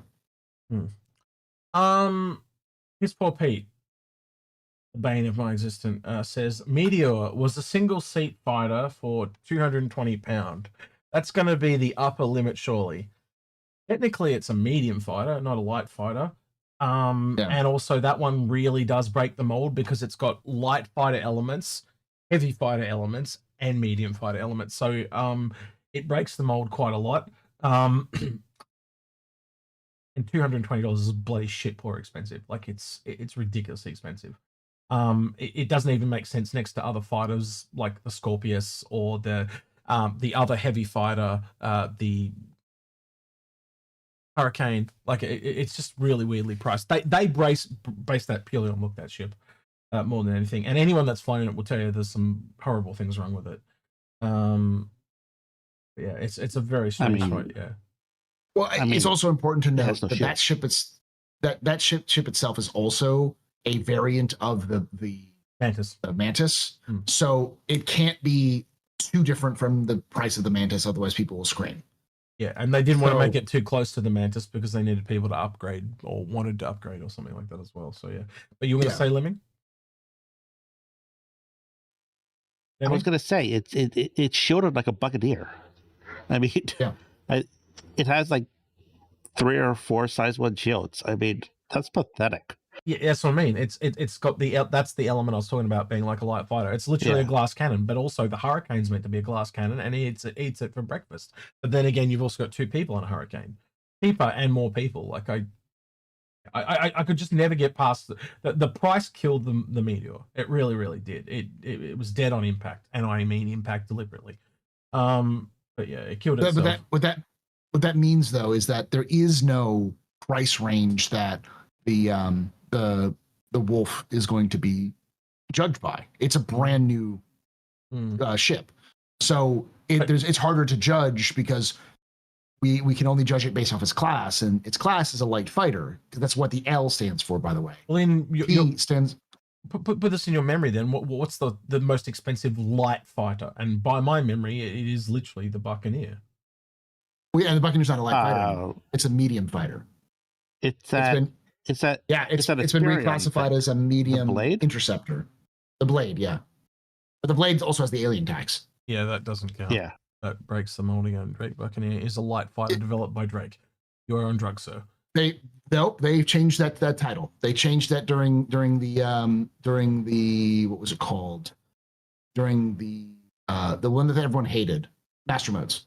They reclassified it as a medium interceptor. Trust me, I love the Buccaneer, and when I found out that it was classified as a medium interceptor, I was like, "What?" I'll trust your judgment. I'll go find it for myself, but yeah, it's not been updated. Yeah, so basically, Pete, you're playing cash up, but it's got to be priced around other light fighters. Again, especially if the Drake is now a medium, that would then actually start to justify that price a lot more, ironically. But again, let's just say the Drake was the most expensive at 110, right?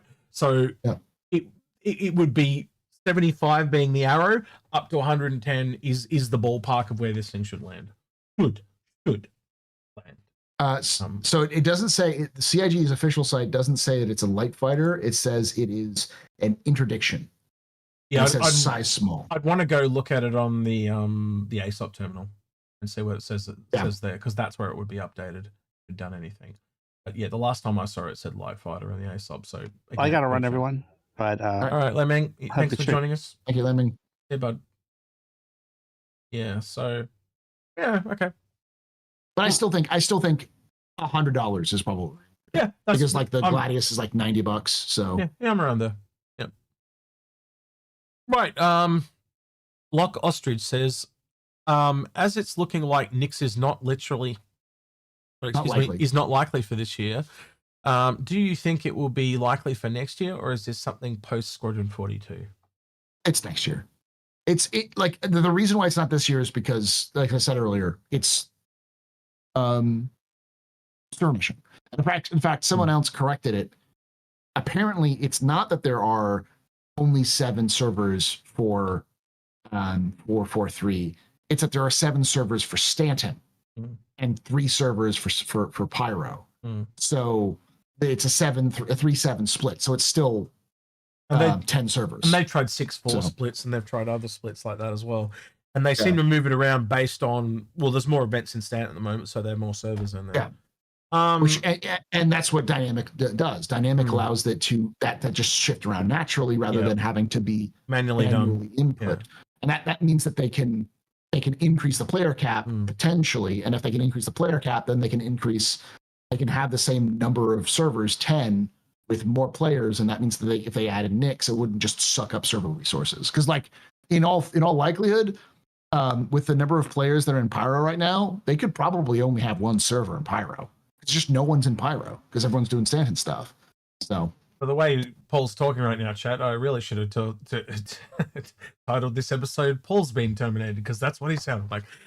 You got him. Hello, robot. But yeah, I mean, I can reconnect if you want me to, but it's also coming from you too. So I don't know if it's your connection. I don't know what's going on. It could definitely be. Let me reconnect real quick. I don't know what's causing it. Well, look, I think you would agree with me. At the very earliest, we might see a tech preview of Nix like we did with Pyro. That's probably the only thing I would ever even consider coming this year. I don't know if you think the same. I think that's what we'll have. I think we'll have a Nix, playground, like whatever alliteration, because they did Pyro playground. It'll be Nix, Nexus or whatever. It'll just be a small thing you can run around Nix and see what it's got, and it's just Nix and that kind of thing. So, actually, someone in chat just brought up something I meant to talk about. So I'm going to cut that guy to the front of the queue because I forgot to talk about it. So this is Solomon who put a question in on Twitch. He wrote, as the Perseus and Apollo is coming during IAE, also the RSI Salvager as a starter. Therefore, can we say it's going to be an RSI themed IAE? Possibly. Maybe. Not too sure about that, to be honest with you. But we don't know. We don't know if the Salvager is going to make it or not. We think, but we know that one of the 4 ships they mentioned in the last month's report is definitely the Wolf. Then the one of them is basically done from the sounds of things, are close to being done. And then the other 2 are not close. Like one just got into Lot 0 and the other one just left, or just got into, is leaving Gray Box and the other one's just leaving White Box. Also depends on their size and stuff like that too, because it's hard to judge. So this top image, obviously the Apollo's interior cockpit or bridge, depending on the size of whatever you want to call it, but that is clearly Zeus-like. And it's ironic that me and Algared recorded an episode about 6 weeks ago on a new Aurora, and something went wrong with the audio recording. We had to redo it, and that was going to come out this weekend, or I'm probably going to run into Algared tomorrow, and we might do one on the Krueger ship because he's pretty excited about that. Or you'll be getting that episode. But ironically, it goes back to redoing the Aurora and the Connie, because I think going forward they're all going to have that Zeus interior. It's this new civilian style. That's what they're calling it. So when you add that in, like it definitely means that Connie and Aurora at one point, and there are reasons for the Aurora if you watch the episode, but I can paraphrase the whole thing. Where do the components go in that ship? Yeah, there's no room. There's utterly none. Put components in.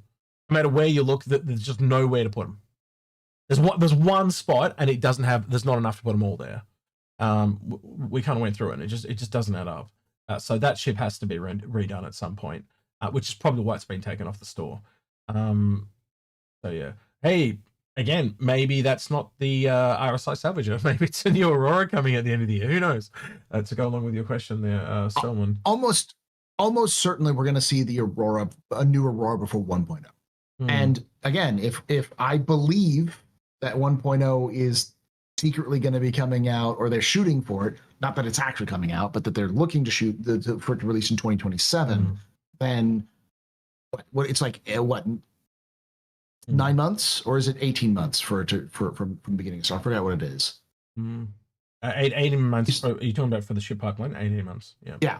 18 months. So if 18 months and they want it out before 1.0 and internally they're shooting for 2027, that's about right now. Is we got to start with that and then for a release. So correct me if I'm wrong. Subs have different size components to ships, don't they, from memory? Sometimes. Most of them have size 1s though. Okay. Sometimes they have size 0s, but that's the size 0 is mostly the vehicle component. What does the Fury have? Look it up. Because Pete's saying if the Fury can fit them all in the Fury, then surely the Aurora shouldn't be a problem.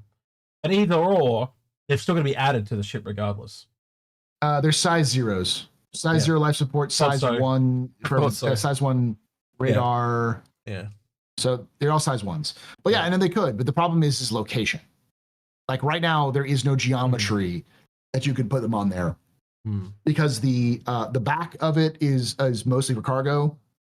The area that I would put them in is now the bed. It's got, you can't put anything around that, and it's got these thin double wings that cover almost the entire back, and the back's not covered, but that's where the engine is. So it's literally the design that blocks where the components all go. You can't do it underneath because there's a cargo box. You can't access the top, so that's unless you're going to make some kind of special ladder come out. I just don't see it happening. It's all if you actually go back. We actually go back to the original brochure and go through it. All the components that are listed are not like components. They're not square. They're not boxes like they are now. They're like actual engine parts. So it's a complete holdover from it's the original Dynasty. So you look at those original 5 ships, and every single one of them either has had an upgrade or needs one. Yeah. I mean, people still talk about how the Hornet doesn't have components. Yeah. The Hornet, which they just released Mark II, does not have component slots. You can't find those slots. Just insane. It's not needed for Squadron 42. That's why. That's why everything is being held over. It's Squadron 42, all hands on deck, get that shit out the door, and then we'll come back and actually work on Star Citizen. Perseus. A lot more greebled than I thought it was going to be. I was kind of a bit complex by this because I think it changes the look a little bit. You know, had that kind of the armored panel-y look in the concept photos, and it's kind of it's not as armored looking now. It looks more mechanical, technical, not as armored. It doesn't have that same feel it had to me, and I know you can only see the slight edges of it as it kind of goes down. It's lot 0 is the problem. It's not fully. They're literally adding the greens. So it just doesn't feel as plated as the other one. The other one felt like these massive plates and like big slated and tanky. This feels technical and it just doesn't say. It doesn't feel as brutish as the concepts. I don't know. Hang on, look, I'll bring one up so we see what we're talking about. But I think it's the shaders. That's the problem.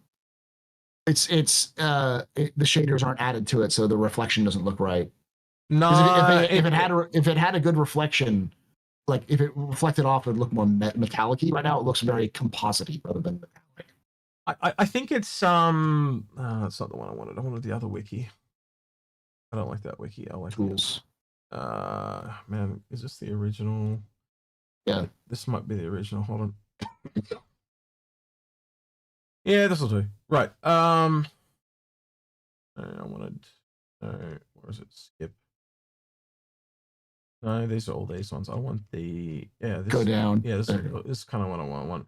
But you can see like it looks a lot more plated and like you can almost see like the paneled and stuff like that. Like they look like it looks armored. It looks tanky. But some of this did carry over though. Like you can actually see the so they have done the escape pods. But you also notice that it doesn't have any of the colors. I think it's just shading. It's just the lighting passes. That's the reason why it looks off. What I'm actually talking about is the complexity. It looks way more greebled and way more complicated than I thought it would appear. I thought it'd be a lot more paneled and metal plates and stuff like that. I don't know. It's not up to me. I don't get to make the final call, but it when I saw it, I went, oh, this just doesn't sit right with me. But again, it looks more like the Polaris than it looks like the original design because it's using the Polaris parts. So first time Chatter Win 195 says JPEGs always look better. Always look better. So yeah, we'll have to wait and see. But like it does bear true to it in other ways, like this middle section being of a different design to the rest of the body down below. I can actually, it's more technical up the top here, and it, you know, it's black up here, and it almost looks like it's attached on. And this is a lot grayer down there, like the bolts that's been slapped in there, so it's like been built separately and then attached into it.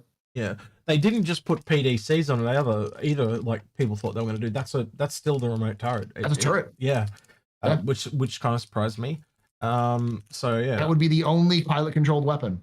That right there, which is also designed it's designed to be. Even John Crew said that the original idea is that it's going to have a automatic when they have the blades, the turret blades. It will get a turret blade automatically. Well, then it kind of becomes a PDC. Then I guess it's just a dual chain gun PDC. Yeah. Okay. It's supposed to turn into a PDC effectively, but it's not going to be as fast or as automatic. So. Now, you were saying yesterday in your stream that you think we might be getting the Apollo at CitizenCon, or did I hear you incorrectly? I don't want to put words in your mouth if you didn't say that. I think it's going to come out sooner than IAE, but we could also have it for IAE. The problem is was there like 5 months left and 6 ships or some shit like that? So yeah, we've got an abundance of ships basically, not enough months. We have 5 months and 7 ships. And we know that they do a ship a month, and then they always usually do 1 or 2 ships for CitizenCon, and then at least 1 or 2 ships plus a concept ship for IAE. Well, I think one of those is a starter, so you can take one off. No matter what it is, either it's an Intrepid variant or 2, or the RSI minor. One of the, so 1 or 2 of those are just straight off the plat gone. As you said, what was the other one? I mean, like, so we have 4 unknown ships. We have the Paladin, we have the Ironclad, we have the Ironclad Assault, we have the Perseus, we have the Apollo Triage, and the Apollo Medivac. They have told us about the Paladin though in the monthly reports before, so they will tell us that. So that is not an unknown one. Yeah, that's what I mean. Those are the ones. Anything that's unknown would be, and you and I both know, if it's unknown, CG hasn't talked about it. So Salvager, one of them is the Wolf, one of them is Salvager, and we got 2 other ones. Yeah, well, I want to ask you about this one, because I think this is the one that's coming at CitizenCon, and everyone that watches the CNOU, the CNOU one. I'll just open in Firefox so everyone else can see. Is this one? Zeus, Spirit. Medium, almost all, a lot of the medium ships come at CitizenCon, and I have a sneaking suspicion this one is going to land, and it makes sense. They're working on the Pioneer, and again, this is the one that completes the gap from the Nomad up to all the way up to the Pioneer. Now I've had people sit here and go, "Oh, what does this do?" Well, there's more than likely going to be a couple of variants like all the other mediums. So trying to guess what it can do. I'll say cargo and leave it at that because that's the safe bet. And then, utility. Yeah. It's probably going to have a couple of different variants. I think it's got a very low belly. I think the only thing that I'm prepared to speculate on, knowing the Pioneer can build vehicles, they would need something to deliver those vehicles. So if they made a ship that competed with the Max, that would make a lot of sense to me. And having the low belly for vehicles driving also makes a lot of sense. Sorry, go ahead. They also need a medium crafting ship. They don't have any ships that have fabricators in them, so it could easily. And they're already building a fabricator with Pioneer, so I could see a version of this that's just a big fabricator. Back is just a fabricator for small stuff. Right there. Extract resources out of the ground. The latest one that me, Paul, and Trispone have been playing with this one is that this lands and extracts resources out of the ground. hence its weird positioning, almost like it can sit on a geyser or something. Because they talked about that in the past, didn't they? Extracting stuff out of geysers and out of the ground and stuff like that. And it explains the weird positioning. It explains why, if it is a Drake, it's got that utility-looking cockpit, because there's no reason for it to land in such a weird, awkward way like this, other than it's a part of its function. Unless you can give me some form of other evidence, I'll happily entertain it. I do think it's a ground miner, because they talked specifically about the Pioneer doing ground mining as a unique thing, and there's no way they would introduce ground mining with ships with the Pioneer. Because then they always try to split it out and make it its own thing, so it's simplified. Yeah, so they can test it. Yeah, and it'll be in there before they do base building too, because they need that as well. So there's going to have to be a ground miner somewhere in there in terms of a ground miner's design. So yeah, Drake makes sense. Drake just did the Golem, so, and it has all of the parts of the Corsair. It looks like a Corsair kit bash with some changes things set up here. So yeah, getting mad because I'm not patting him. Yeah, he's sooking. He's over here sooking. Anyway, so yeah, I don't know. I do hope we get to see at least one of these ships this year. Because again, the whole thing was they are starting production. That doesn't mean they'll come out this year. So that's the other thing. I think we could, because the other one that's there that I think has to be AIE is that Atlas platform looking one, the Anvil one. I can bring. I'll risk it. He'll probably sook like a bitch and jump down. Give me a second. Dax, don't you dare fucking move. Don't you fucking dare. He's purring though. This one. Yeah, this thing. Yeah. Which looks like a version of the Atlas platform with a bigger butt. So some sort of fab module or base builder. Yeah, that's the thing. Like I've had so many people come to me and say that they think that this is actually not that. I've had people say that they reckon it's what do you call it? It's like a hospital one. Like a hospital NPC one, but there's just some weird things that I can't calculate in my head about it. So, for example, notice the red lights. I got to do it on this one so people can see. The red lights are in really weird position. Like, I think that's almost like a part of the trailer thing.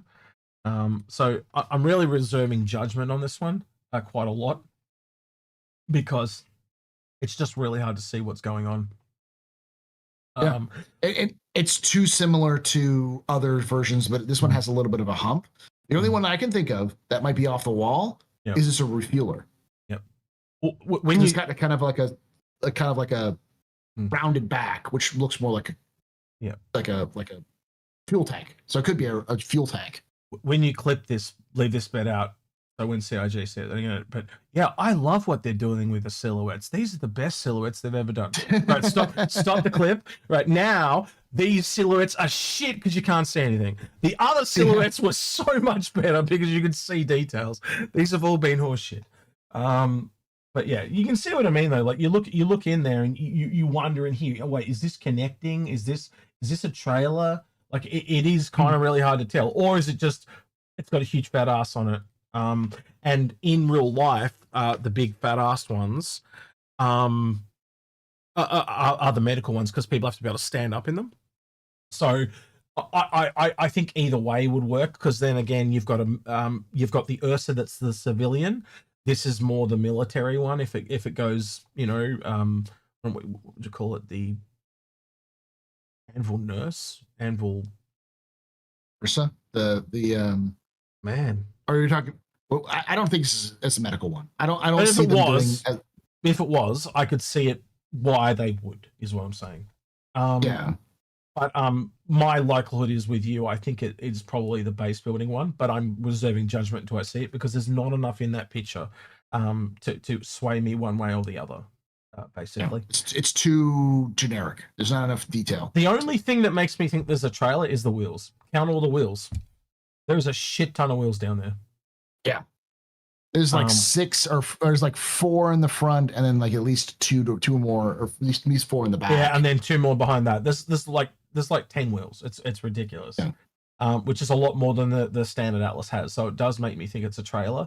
just because it's a trailer doesn't mean it's what does the trailer do? It doesn't actually like. Yeah. And the only way that you and I are both thinking of the construction one, and I also think there's a lot more construction ships coming. Is construction as big as they say it is? The Pioneer and one ship in every category is nothing. I think it's going to be like shop ships where different tech levels too. Because how do you spread that out? Because then if you have like a large ship and there's different tech levels, they can make it gives them the own unique things that they can build. You see, so that's where I think they're going to go. So I think not only do we have tech levels in ships, I think we'll see tech levels in building too eventually. I could be wrong, but that is one way to spread it out because those ships will do a hell of a lot if they can essentially do everything and everything below as well, which is quite a lot. So yeah. All right.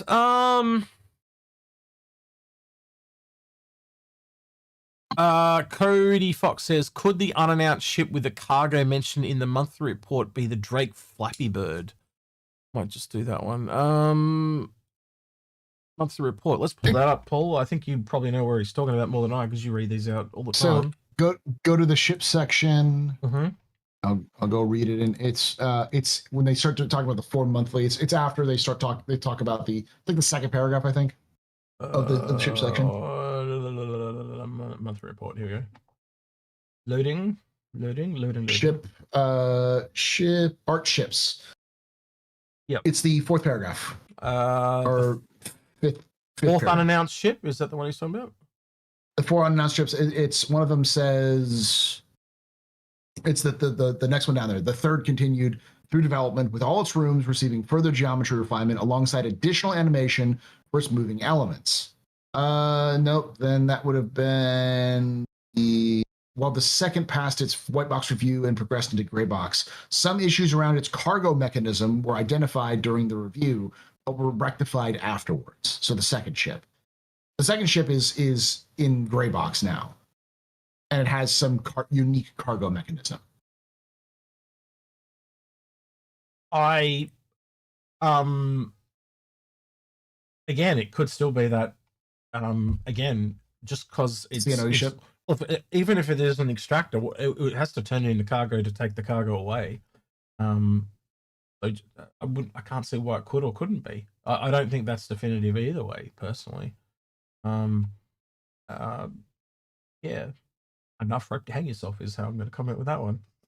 Yeah. Yeah, it could also, that's a really good point. It could also be the Raelian. That has unique cargo as well. Here's the thing. If it was the Raelian, they would have said the Raelian. They don't say unannounced ships for ships that are announced. He is technically correct. He's got me there. So it could be another ship that's based off the Raelian.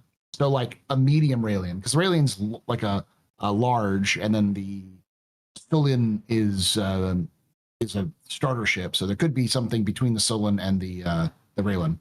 So trying to think of a clever word that has Len in it. So, it's whatever Xi'an ship is. Well, they all end in Len. So the mead Len.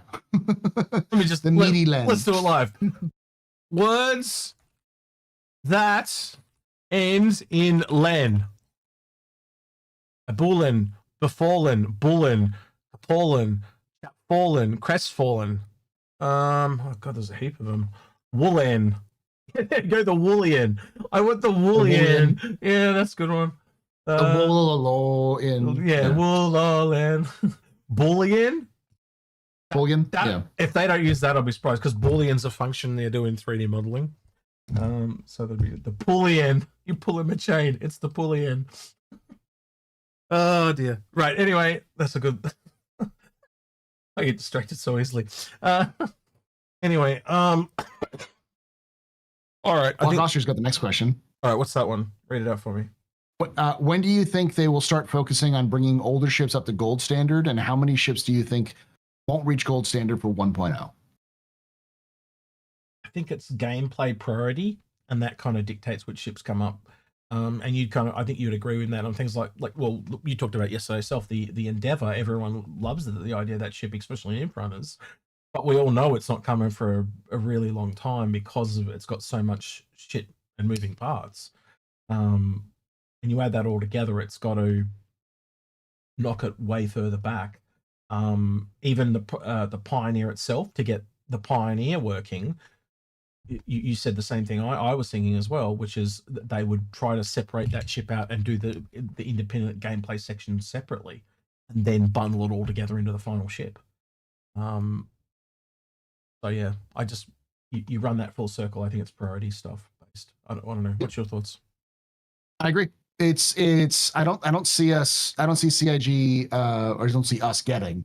I don't see CIG focusing on the gold standard of anything other than what they need to get it to work. There'll be some ships that have to get a complete rework, but CIG is really more concerned about making them functional, not necessarily making them good.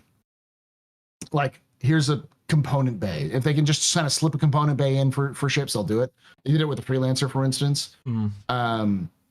But there's no way that every single ship is going to get a gold pass before 1.0, because most of the ships are going to be, there'll be plenty of ships that CIG is going to go good enough and then just let it ride like that. I think a lot of ships are like that at the moment, because in the early day, every ship was just a ship that could fly, because that's what they were.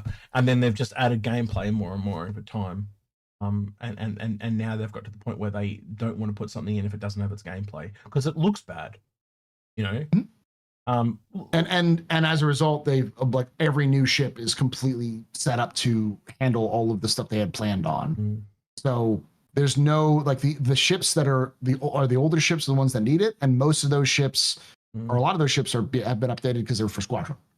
The Reclaimer, I don't know about the Starfarer, maybe the Starfarer, but definitely the Gladius, and then, you know, in some rare cases, like we had the 300 was completely remade, so that was a easy fix. And same thing happened to the Cutlass, completely remade. The Hornet completely remade. So, like, there's some of them which are, because they've been completely remade, they're going to end up getting, they already have, or will get them pretty quickly. It's like, there's no reason that the Cutlass doesn't have interior parts other than they haven't just gone through and added the bays for them. And that's it. So, but they did add, what are they called? Fuses. They did add fuses. So, I just want to give a quick shout out to DePoets. He's in YouTube chat. Fellow to Paul, not fellow to me. Quantum Vegas host. But yeah, good to see you, buddy. Been a while. I ran into DePoets first at a virtual bar citizen, and I've been annoying him ever since on Twitter. Yeah, as I do to Paul. I do it to everyone. It's my thing. But, yeah, good to see you, buddy. I hope you're doing well. Yeah, he's always making me jealous with all his computer hardware that he gets on Twitter. Makes me cry. Anyway, Rabbits, sorry. Question: should SC get achievements like other MMORPGs, like collectibles, jump from certain heights, stand on some random mountain, etc., top, kill 500 bugs in 20 seconds, earn 1 billion credits, etc.? Sure. Why not? We can do that with Squadron. They already started that with Squadron. So. I don't know if they'll necessarily do achievements, though, because I don't know. Are there achievements in, like, WoW? I don't think there are. There are achievements for a lot of Steam games have achievements, but they don't. Either they're too easy, or they don't expand the entire thing. Like, I would want the achievements to be meaningful, but I'd want you to get them by not going out of your way. I know it sounds, how do I explain that? Because this is going to sound really stupid. Like, visit every solar system in the game. You know? And again, you wouldn't be able to put that in until every single solar system is in the game. You know, I don't want it to be go to Earth and stand on the top of Mount Everest. You know, I want them to be things that you just, that are actually really meaningful. And what do you get for that? Is it just a title? Because that's what they were in WoW. They were just titles. Yeah. Everyone in chat is saying that, like, of course, every MMO has achievements. It's just like, it's been so long that since I played WoW, I don't think WoW had achievements when I first played WoW. So, but I don't know. I'm not a huge fan of achievements in multiplayer games, because, like, with WoW, like, oh, complete this raid, complete this dungeon. I can imagine that gives you an achievement, but there's not really that sort of thing in Star Citizen. And even if Star Citizen does have a main story, which it will when 1.0 comes out, it'll have a 1.0 story. There is already a reward for that. It's citizenship, and you get some benefits for it. You don't need an achievement. You get literal in-game benefits. So, because I'd also argue, isn't the rep grind a little bit of like doing achievements anyway? Yeah, it's very similar. So, yeah, I don't know. It does break it a little bit, as in breaks the immersion factor a little bit, because it's like, I've got this achievement. It'd have to be an in-game achievement with like a what's your relic hunters thing? Those guys, the relic lore hunters thing. You know, some kind of made-up faction in the game. Some sort of like certification. You know, like, oh yeah, I have high rep with the transport guilds. So like you get like a nice little badge, or like we have right now with the uniforms and stuff like that. But I don't see achievements as being like a little EP-ness sort of like, hey, yeah, this is this is me, and be more of like a look at this cool thing I got. Right. So there's 2 twits on Twitch saying pick up 1 trillion pieces of litter with the raptor. Well, that's the other thing, is that you also have to have access to those things. So you'd have to have access to the raptor for stuff like that. So that's the reason why a lot of achievements are. I imagine a lot of achievements, as they said, are just like go stand on this mountain and stuff like that, because it's like, oh yeah, just do this. Everyone can do that. Whereas like certain games, like you have to complete the game with a certain class and do certain things to be able to do that. I don't think achievements really belong in Star Citizen. They could do them. There's no reason why they couldn't. But the more I'm talking about it, the more I'm like, yeah, it's better just to do it in game. Acquire your game stuff. Yeah. It's just a little bit cheap. That's why I don't like it. Like, I'd rather them do something a bit more meaningful. And a lot of achievements that you look at, you'll find that only half of them actually give you something. The rest is just points. For sake of doing it. Or the sake of doing it. And no one ever knows about it, so why? And so many people try to do it just so they can achieve it, but it's like most of those are just do a single player. So this is what I meant by meaningful. Squadron. Squadron makes sense. Beat the game without killing a single Vanduul or something like that. Well, that makes sense. The original concept of, and I reckon this will come to pass though, is essentially Squadron is the rep grind for the UEE, right? So if you've played, and just for argument's sake, I'm halfway through their campaign. I've just unlocked the Hornet, so I now have the the Gladius, the Arrow, and the Hornet. But I haven't unlocked the Gladiator, I haven't unlocked the F8 and stuff like that. So then I go over to the Persistent Universe, and because I've played Squadron, I now have access to buy those in game. That's what I'm expecting it will be. That's what I've always expected it will be. And so the motivation for me to finish their campaign is to unlock those ships in Star Citizen. And or getting citizenship, because we know that that's going to be a thing as well. Absolutely. And so, which will give you some rep bonuses, or maybe the ability to purchase some of those things. And before anyone gets crazy, I know a lot of people. Last time I said something like this, I think that's too late, Paul. I think we are already crazy. I think we are way going by now. But yeah, go ahead. But there's a lot of people who are like, well, I don't want to have to play Squadron 42 to be able to get something in Star Citizen. It's like, you don't have to. Almost all of these things will be achievable in-game in Star Citizen. It's just, if you play Squadron 42, you also get them. And it's not like suddenly if you play Squadron 42, you have an advantage in Star Citizen, because you have to play Squadron 42 for like 20 hours to be able to complete the game. And if the main mission is about the same, then it's just a matter of what's the flavor of gameplay you want to do. Exactly. You want to do a single player game for 20 hours or multiplayer game? And those who do Star Citizen for 20 hours will probably have a lot better understanding of how Star Citizen works than somebody who plays Squadron, because it's not going to be 1-to-1. So I'd agree with that. I think this also carries over to expansion packs too. So say they do one of the aliens, you can do the same thing there. And whatever goes forward from there. Any other factions. I don't see them making like another faction game. That'd be kind of silly. But I was thinking to myself, what if they made like a cargo delivery game, and then you like unlock Linrep or No, not going to happen. But because that is someone, Vanduul says, I think they said 80 hours. No, Chris, in the last when they showed off the gameplay, they said it was 20 hours. Mm-hmm. They said it can be up to 40 hours. Basically, what they said a while ago, which is the actual gameplay is like 12 to 20 hours. It depends on difficulty and stuff like that. And then it's they have side content which gives you about double that. So 20 to 40 hours is the estimate. Yeah, I think it got. That's if you do everything. I think it got trimmed back a little bit when People to the Planet came along. Yeah, because originally I don't remember. I remember them originally saying 70 hours. Vanduul, and that was when it was at the. Remember they had the one under the plane. It was in England that time. I think it was in Manchester, and they had it under the plane. And they brought out the script, and it was like 600 pages, and they said this will be like 70 hours. But even then.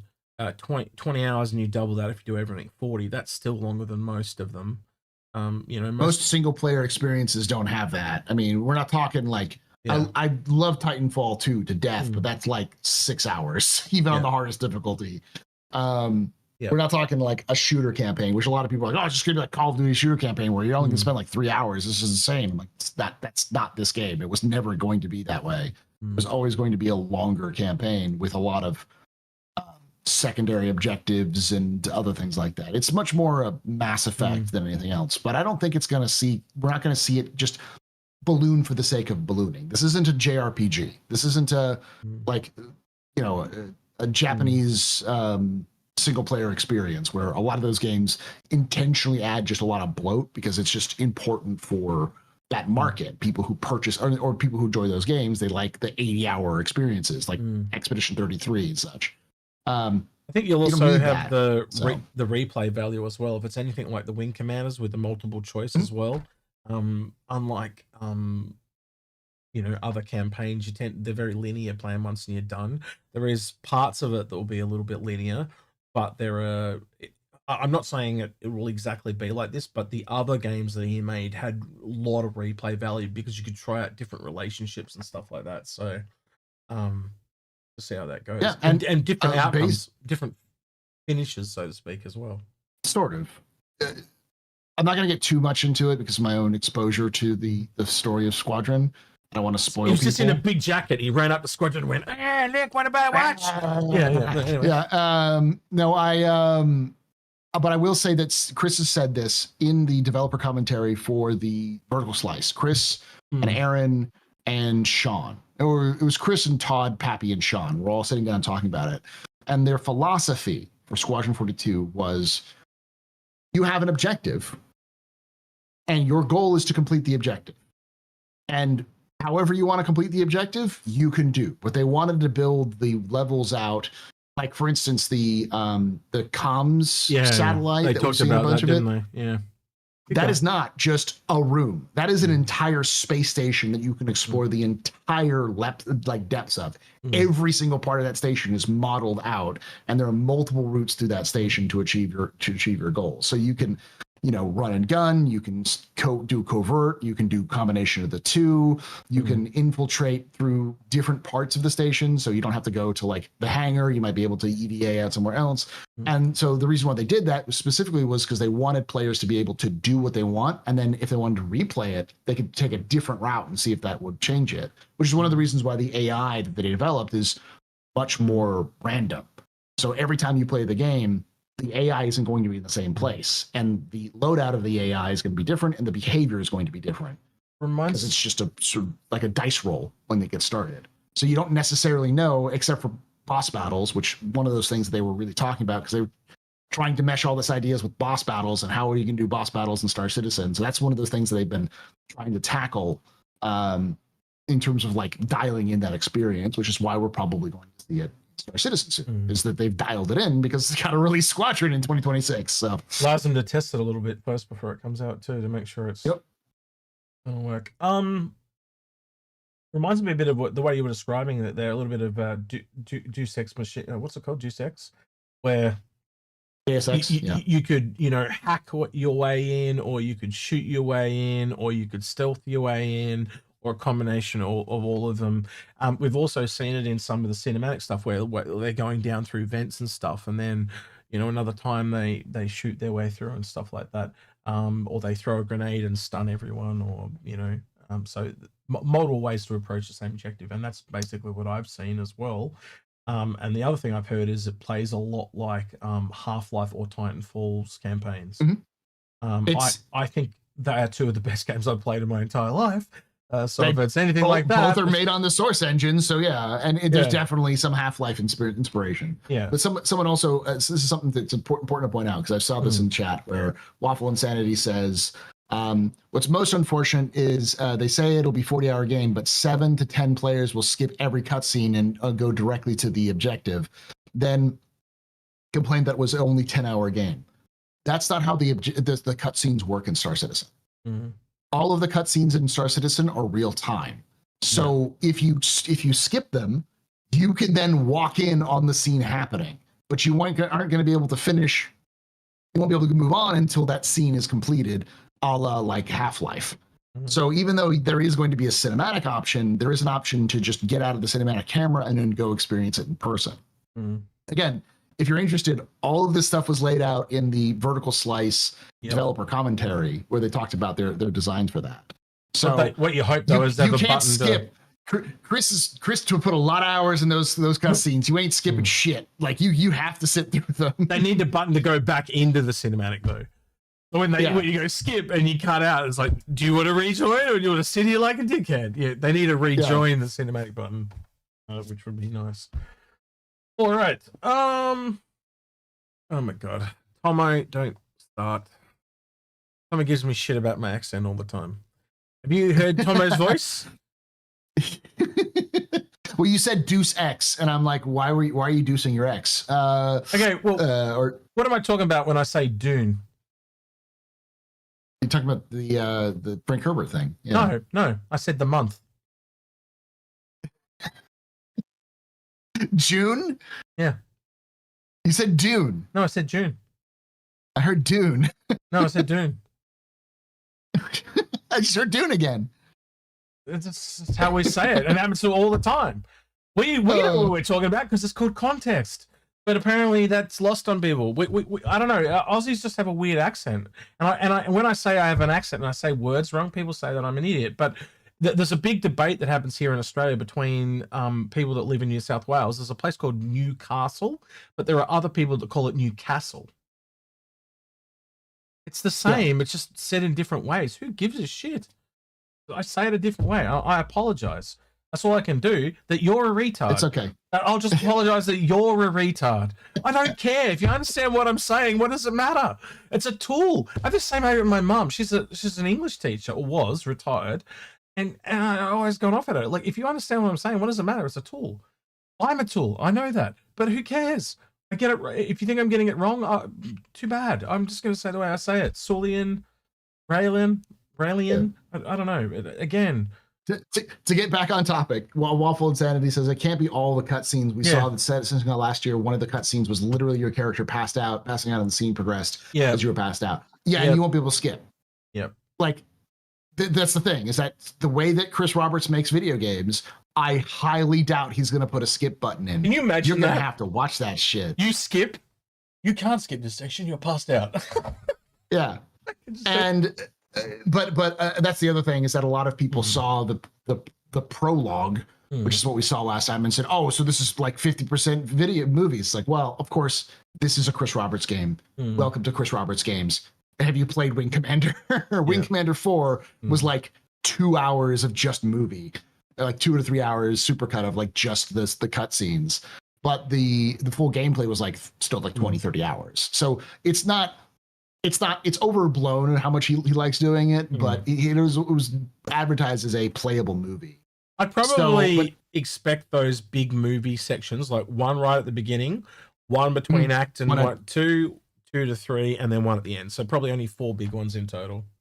There'll only be 4 ones, and a lot of them where there are going to be some cutscenes in there, you're going to be present and active as sort of like talking with people or having some input in there. Because they again, watch that Vertical Slice commentary. They really, Chris seems to be really like taken to heart what people have talked about with like all of the like his love of making movies, but he understands that some people want that. Some people got for Squadron 42 for that. So he wants to still have that in there, but he still also wants to have the ability for you to jump out of it while it plays in real time, and you can kind of watch it happening from the Half-Life perspective. Half-Life is one of those things that gets thrown out a lot in terms of inspiration for Squadron. So not necessarily from Chris, but from the team. Yeah. I think you and I forget that a lot too. Well, I'm forgetting. I don't want to put words in your mouth, but you tell me if you think I'm wrong here. But you and I were used to seeing Chris all the time, you know, 10 for the Chambers and stuff like that. And a lot of people, like, this was really evident to me in Algared, because when we were standing outside CIG, would see like developers walk past and we're like, oh my God, it's, and then there was this huge crowd of people standing outside CIG and they had no fucking clue who they were. Not just like at CIG because it was CIG. Andy Roberts was standing at the fucking door. Nobody knew who the fuck she was. Brian Chambers walks past. No one knew who he was. We just walk over and go, hey Brian, what's going on? He knew who we were and we'd converse with him and we did the same with Sandy. But they weren't swarmed. But I guarantee if like John, you know, like I remember at one point, I can't remember what, someone walked past and they're like, because they'd seen him on ISC. So they only knew people that they had seen. So for me and you that saw Chris all the time and know how passionate he is and stuff like that, I actually put that back to people in chat too. Like, I know a lot of people have been here for a long time, but the people that came along a lot, you know, in the last 4 years or so, they hadn't seen them. But like, they didn't know who Sandy was. They didn't know who Brian was because they just hadn't been on ISC for years and years and years. I find that really intriguing that it's, we now have almost generations within the fan base because of how long it's been going on. Yeah. I mean, and here's the thing: there's people I've talked to who are like, it's taking forever to get this game out. I feel like I've been here forever. It's like, oh yeah, when did you join? 2022. And I'm like, bro, kill me now. Yeah. I remember when we first, and I won't even say names, but I remember when we first saw some content creators complaining. And now those content complainers are like, I've seen them go to other people and go, oh, sweet summer child. You know?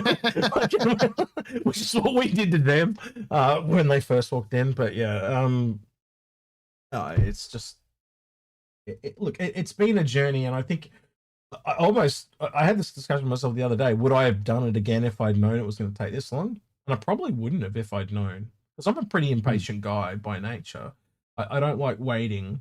But I've been covering this for a quarter of my life now. A third of my life now. It's crazy to me. I don't think I've had anything last this long in my lifetime. And again, you know, I put that off to you, Paul. Like, there's a pretty big part of my life now. Like you know, twice a week, you know, me and Algared sit down almost religiously and, you know, do stuff. And then I got the show. I know you're the same. Like, you do the captain's table and your watch hours, after hours. It's office hours. Office hours. Shit, I was close. I had hours. I didn't have the other part. My bad. But you know, like we're interacting with the community on such a regular basis. Like, it would feel a little bit like I had my arm cut off, if you know what I mean. It's such a stable thing in my life now. And all those cliches you hear about the community, they're all true. Every single one of them. And that's the thing, is that like, it's not even just content creators. I've known, I've run into people who are in organizations who are best friends with the people in their organizations they've never met in person, but they've spent years of their lives hanging out with those people. You know, did you have it at Quantum Vegas where someone came up with you and their name was Joe Blogs and you didn't see the name tag and they walk up to you like they're your best friend and then you read their name tag and you're like, oh yeah. No, that's so trippy. Just like face to name, never seen face before. It's so weird because like you guys see us every week or whatever it is, but to us, you're just, I'm going to pick on Tomo. You're just Tomo. Obviously I know what Tomo looks like, but do you know what I mean? Most people, you don't know that. So you got to realize it from our point of view. It's really jarring. It's like, you're a redhead and you're 7 foot tall. Like, that's amazing. Like, or whatever. Do you know what I mean? I'm just picking holes. But it's really weird to me to actually meet people like, because this is a massive disconnect. I'm a guy sitting on the other side of the world talking to a computer screen in a bedroom.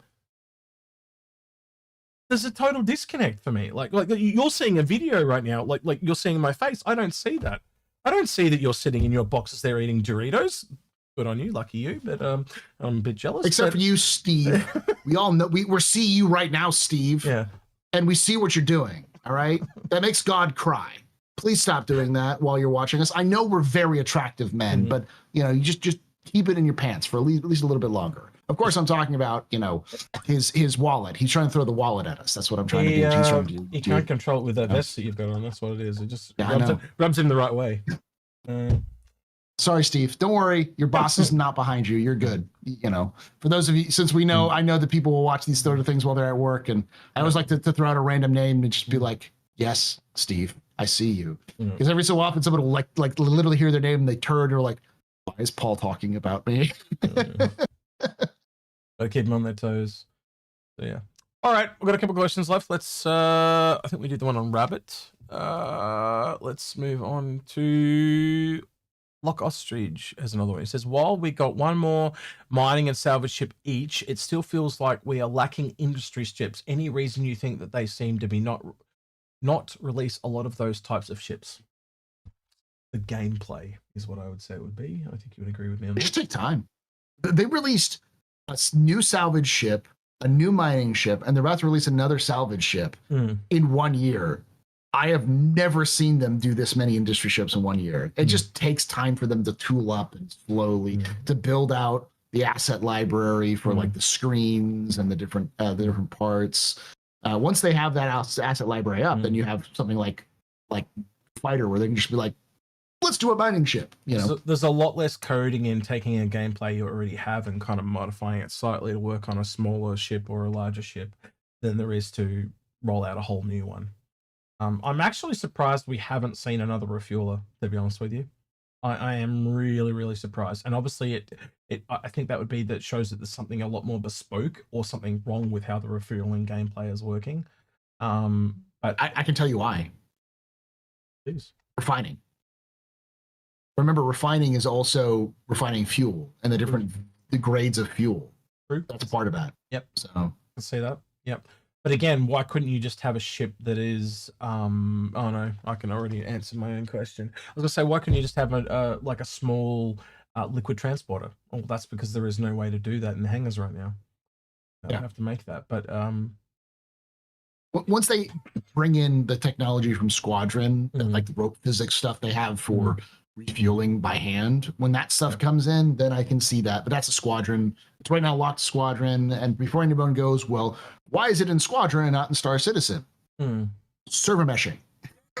Everything they do in Squadron does not have anything to do with server meshing. And then they have to code it. They have to take it from Squadron and then code it for server meshing to make it work properly. Because in theory, there could be a situation where you're taking fuel from one entity into another entity, but it could be two separate boxes in terms of like servers in theory. So what you could do though is you could actually have a small ship. I don't know, I pick one, right? But it's got larger fuel tanks and essentially has a boom that you can connect to a fighter. It's just refueling fighter as an example, so they don't have to go back to a station to refuel. And basically it just comes out and has the boom arm off the Starfarer or something like that, and basically just refuels you. That's all doable right now because you can buy the fuel in the hangar right now. So you land in the hangar, refuel yourself, and then transfer your own fuel out to somebody else. That's how Starfire works. They could have done that. But but I don't think they don't want that to be the gameplay. What they want to have is that you physically refuel or refine. You take in like raw fuel and refine it, or you take in fuel like you. They're not happy. Physically fill up the stuff. So they're not happy with the gameplay, so they wouldn't sell it to someone else. Is that what you're kind of saying? Yeah, it's just not finished yet. Because like I'm Maelstrom and engineering and all those sorts of things need to be in the game for them to like make it work. And it's just like why build one out now when you don't know what because like I think CIG is doing things like they've mentioned the Reclaimer is disappointing to them, and they know it's got a lot of problems. So why would you build out a refueling ship right now when there isn't gameplay for it? And it's not fully done yet. Why build it out without the completed gameplay? Could And if there's no completed gameplay for it, then you risk causing problem. Could this technically be that too? It could be. I still think it's a ground miner. Just that suction cup bottom is the best option, and that makes sense because they're literally developing that gameplay. So this, they need those ships. Could this be the refueler? Is my question. In a weird turn of phrase. Yeah. But that also does leave room for the smaller one that I described that just does fighters and stuff. Interesting. I mean, that is kind of what the one, the small one that just does fighters is called the Vulcan. Well, no, the Vulcan does it with drones. I'm talking even smaller again. Like I don't even know what size you make it, man. Right? Oh, you're talking about my famous starter refueler idea. Yeah, like you could take like an MPUV and it's just got 2 gas tanks on it and a boom, and modify it or whatever and call it the boom slang. Paul will get the reference, and a few other people get the reference. Yeah. But you could do that. I don't know if we'll see that. Yeah, I still think CIG is a little gun shy to start playing that stuff out without that gameplay in. But who knows? Maybe those are in planning right now for release. But as we know, 18 months. So, like, if it's being in planning and right now, it won't release until next year or early the year after that. So, I'm not going to say who, but someone in Twitch was mentioning a ship, and I've been working on one myself just for fun. I won't say who, but I'll let him guess. But yeah, I have to look through Twitch now. Yeah, no, I do that sometimes. Like I just do little, because I used to do a lot of that stuff back in the day. So I do little ship concepts, and a lot of the ones I do are just boxes. You've seen some of them. I just do simple boxes and stuff, and then there's others that I go a little bit further with. But yeah, I've got an alien one that I'm working on at the moment too, and it looks like a how do I explain this? It's almost like a crystalline structure, but it's like organic. So almost like a crystallized octopus. Where it's kind of like got tendrils that come. Anyway, doesn't matter. Just kind of weird. Anyway, Mega Tiger Ninja says, do you think that we'll change the raft to hold an Atlas? Also, will new ships to be designed with that in mind? I actually did bring this up. I think it was only last week or whatever. But on the bottom, on the raft at the bottom, there's actually a section with a gap, and I would like to see some kind of hingy elevator door thing that can store an Atlas down there. I think it's almost criminal that they don't have somewhere to hold their own Atlas on that ship. And I know people. You can put it on the cargo, but it eats 16 SCU to put it there. Yeah, which is nuts. Yeah. It should only eat 8 at most. Yeah, because it takes up more. It's a weird position. So yeah, I could see them doing that eventually. But that's one of those like kind of like the shield and the in the. It's a nice to have you do when they do a gold pass type of thing. Yeah. It's something when one person is done with a ship and it's going to be a few months before they go into another ship, and just throw them hey, build a ATLS hangar for us, or something like that. So, well, like, because there's a lot of holdovers from older ships. Like I know you mentioned the Gladiator earlier, right?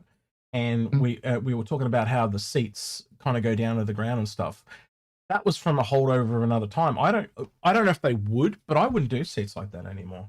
Because it's too hard to get into them in space, but it's just not required to get into a ship that way. And I can't see why anyone in their right mind would ever build a seat like that in a spaceship.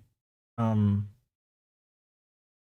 you get what I'm talking about? Like it's just a bit weird. It makes sense for a plane maybe, but like for a spaceship, it doesn't make a lot of sense because you have that cockpit and all that kind of stuff. Yeah. Like if they had like literally, and I'm not saying I want them to do this, but if they had a Mark 1 and a Mark 2, you'd assume that the Mark 1s forward before they actually got jump drives and shit like that, and they went into space. So they were like in atmosphere only versions. That I could see being a thing. In fact, that's kind of what I always hoped that they would do with some of the ships. Like they were so old that they were used on Earth, and then they just took the same thing and turned them into spaceships. And so there's a Mark 1 that was the in-atmosphere only one. And then on certain planets, you can find these older ships that can only be flown in atmosphere. stuff like that. But again, you're talking about. Have you heard my idea for the gunship? No, what gunship? Sorry. So my idea was to build an actual gunship that is incredibly overpowered. Like it has a hydrogen tank, but it's got guns everywhere, just strapped everywhere, as many guns and missiles you can possibly find.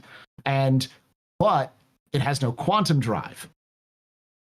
We all know you love the Redeemer. Stop trying to push for a Redeemer Mark II. Oh my God, Paul.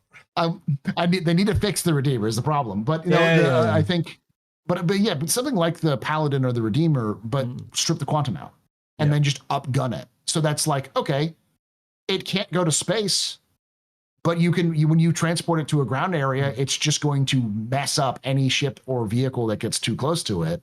So you have something that is incredibly overpowered and broken. But your option is to run away. Yeah, but the limitation is that it can only operate in atmosphere, so it can't operate in moons, and it's like a helicopter, like a modern helicopter or something like that, where it's severely limited in terms of its range. But you trade that off for an overpowered beat stick. So, so a space tank, basically, but flying. Basically, what I'm trying to say is a flying mech. Yeah. Well, again, bit of homework for you. If you build a mech, what would it be? Let me know. Just send it to me in a chat message. And chat, because we want to hear you. If you're watching this after the fact, I want to hear that in the comments below. Yeah. Because I think there's a lot of untapped potential with those Titan suits, and like the stuff that me and SA came out with in the episode I did. Again, that's why I put a lot of these episodes out, because I like thinking about them, and I know when I put them out there, like we get like what happened this week. In the recent episode discussion, there's a whole little chat in there going on about that Sinu ship, and the stuff that's coming out. I never would have got there on my own, and the stuff that's coming out is like it's changing how I think of that ship, what I think about it's changed the size of it. That's why I have these discussions, because there's no point just doing it in a vacuum. It's pointless. Yeah. You don't get new ideas if you don't share the information. Rabbit says, how should we be delivered in the verse? Should there be collectible lore data packs we can keep in our Mobiglass or store in our personal hangar? Should we be able to be events and mission based? Here's what I'll tell you. Can't see Paul as the old woman in the Jedi temple. I can just see him in that robe now. Go ahead. Master Kenobi lost a planet. Yeah. How embarrassing! Yeah. Oh, that was Yoda. That was Yoda, but the scene before that with the chick, yeah. Yes, I think she was Australian. We do not have any blanks in our records. We are the Jedi Temple. Yeah. So here's the fun fact: data pads already exist. You can find data pads in certain locations that talk about the location's history, like Hathor and Stormbreaker, and I don't know about the new Onyx facilities, but I'm sure that they'll have them as well. Plus, there's audio logs. Now, you have to keep the data pads, but they are physical objects you can keep, and then you can carry them with you, and then you can store them, and they will store over time. But also, the Galactopedia is going to be a thing, which is already on the website, and they're putting it in Squadron.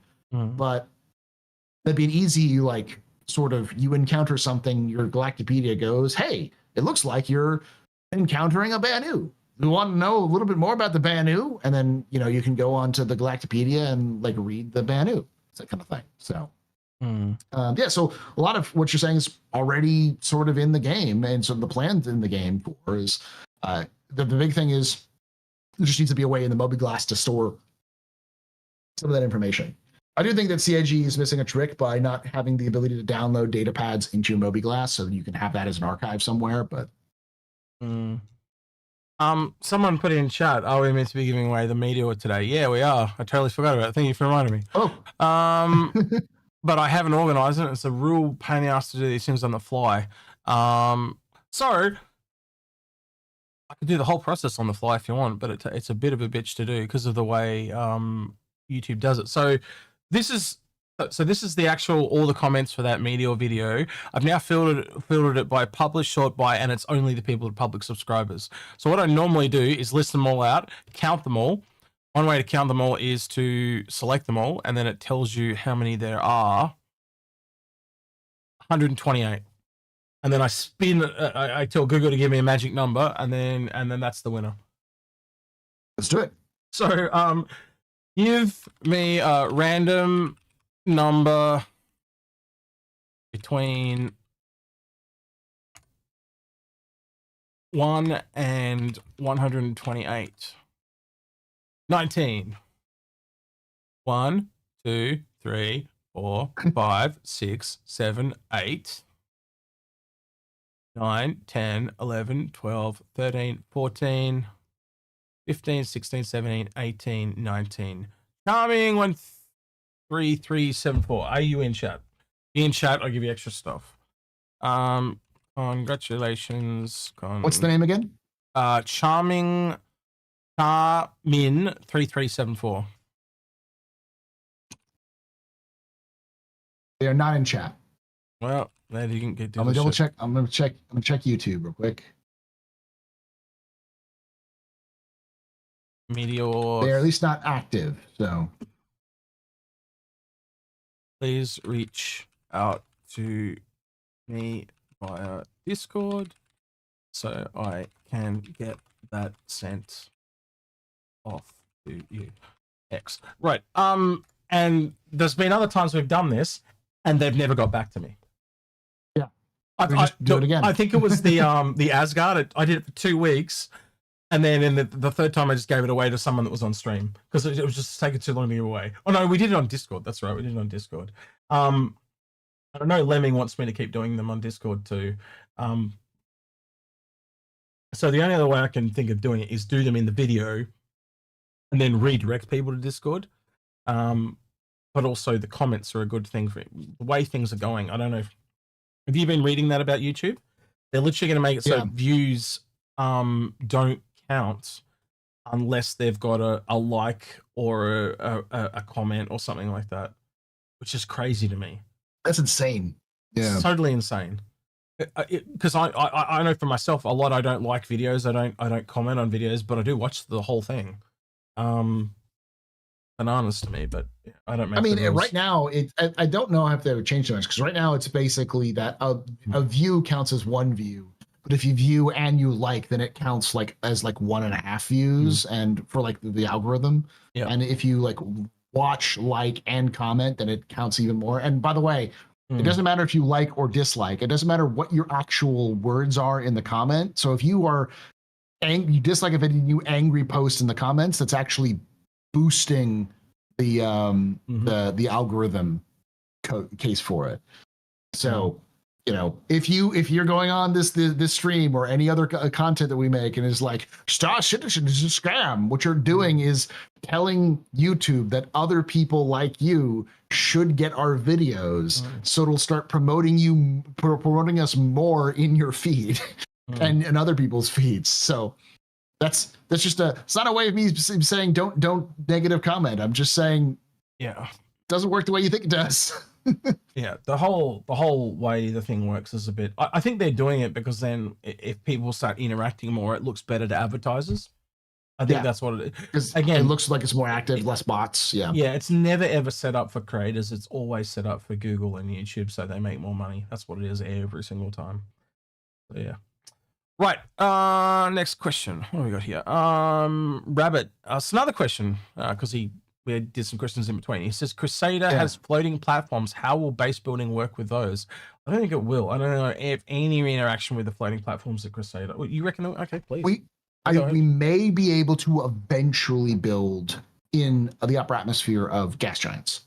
Not right away, but almost certainly an easy way of monetization and also differentiation is giving styles. You know how in Dune, the new Dune game, you have like... So you'd have to build your own floating platform before you could build something on top of it type thing. Yeah, and because you're doing space station, and that would just be a different research path where you want to build in an atmosphere. You'd have to floating. You'd have to have to go through this research path. Just a cheaper space station because it's only got a thrust every once in a while. Yeah, I can see that. Okay, I can see that. And still different size ones too. And that also expands out because then you have different styles of bases you could build on the ground, and then you have different styles of like platforms you could build in space stations, and different styles of space stations. So you have the styles might just be cosmetic. They could also have some actual physical advantages or disadvantages. Whereas like this is the generalist, this is the military, this is the industrial, you know, or whatever. So it's the bonuses. I could see you as one of those characters from Futurama's, like the space farmers. I'm a space farmer. I collect gas, and I just on this. Just come up to this. Get away from. Get away from my daughter, the Crushinator. You know. And there's like some kind of like gas for the next 2 billion miles or something like that. Yeah. And it's like a gas station, and Oh, man. Yeah, I could just.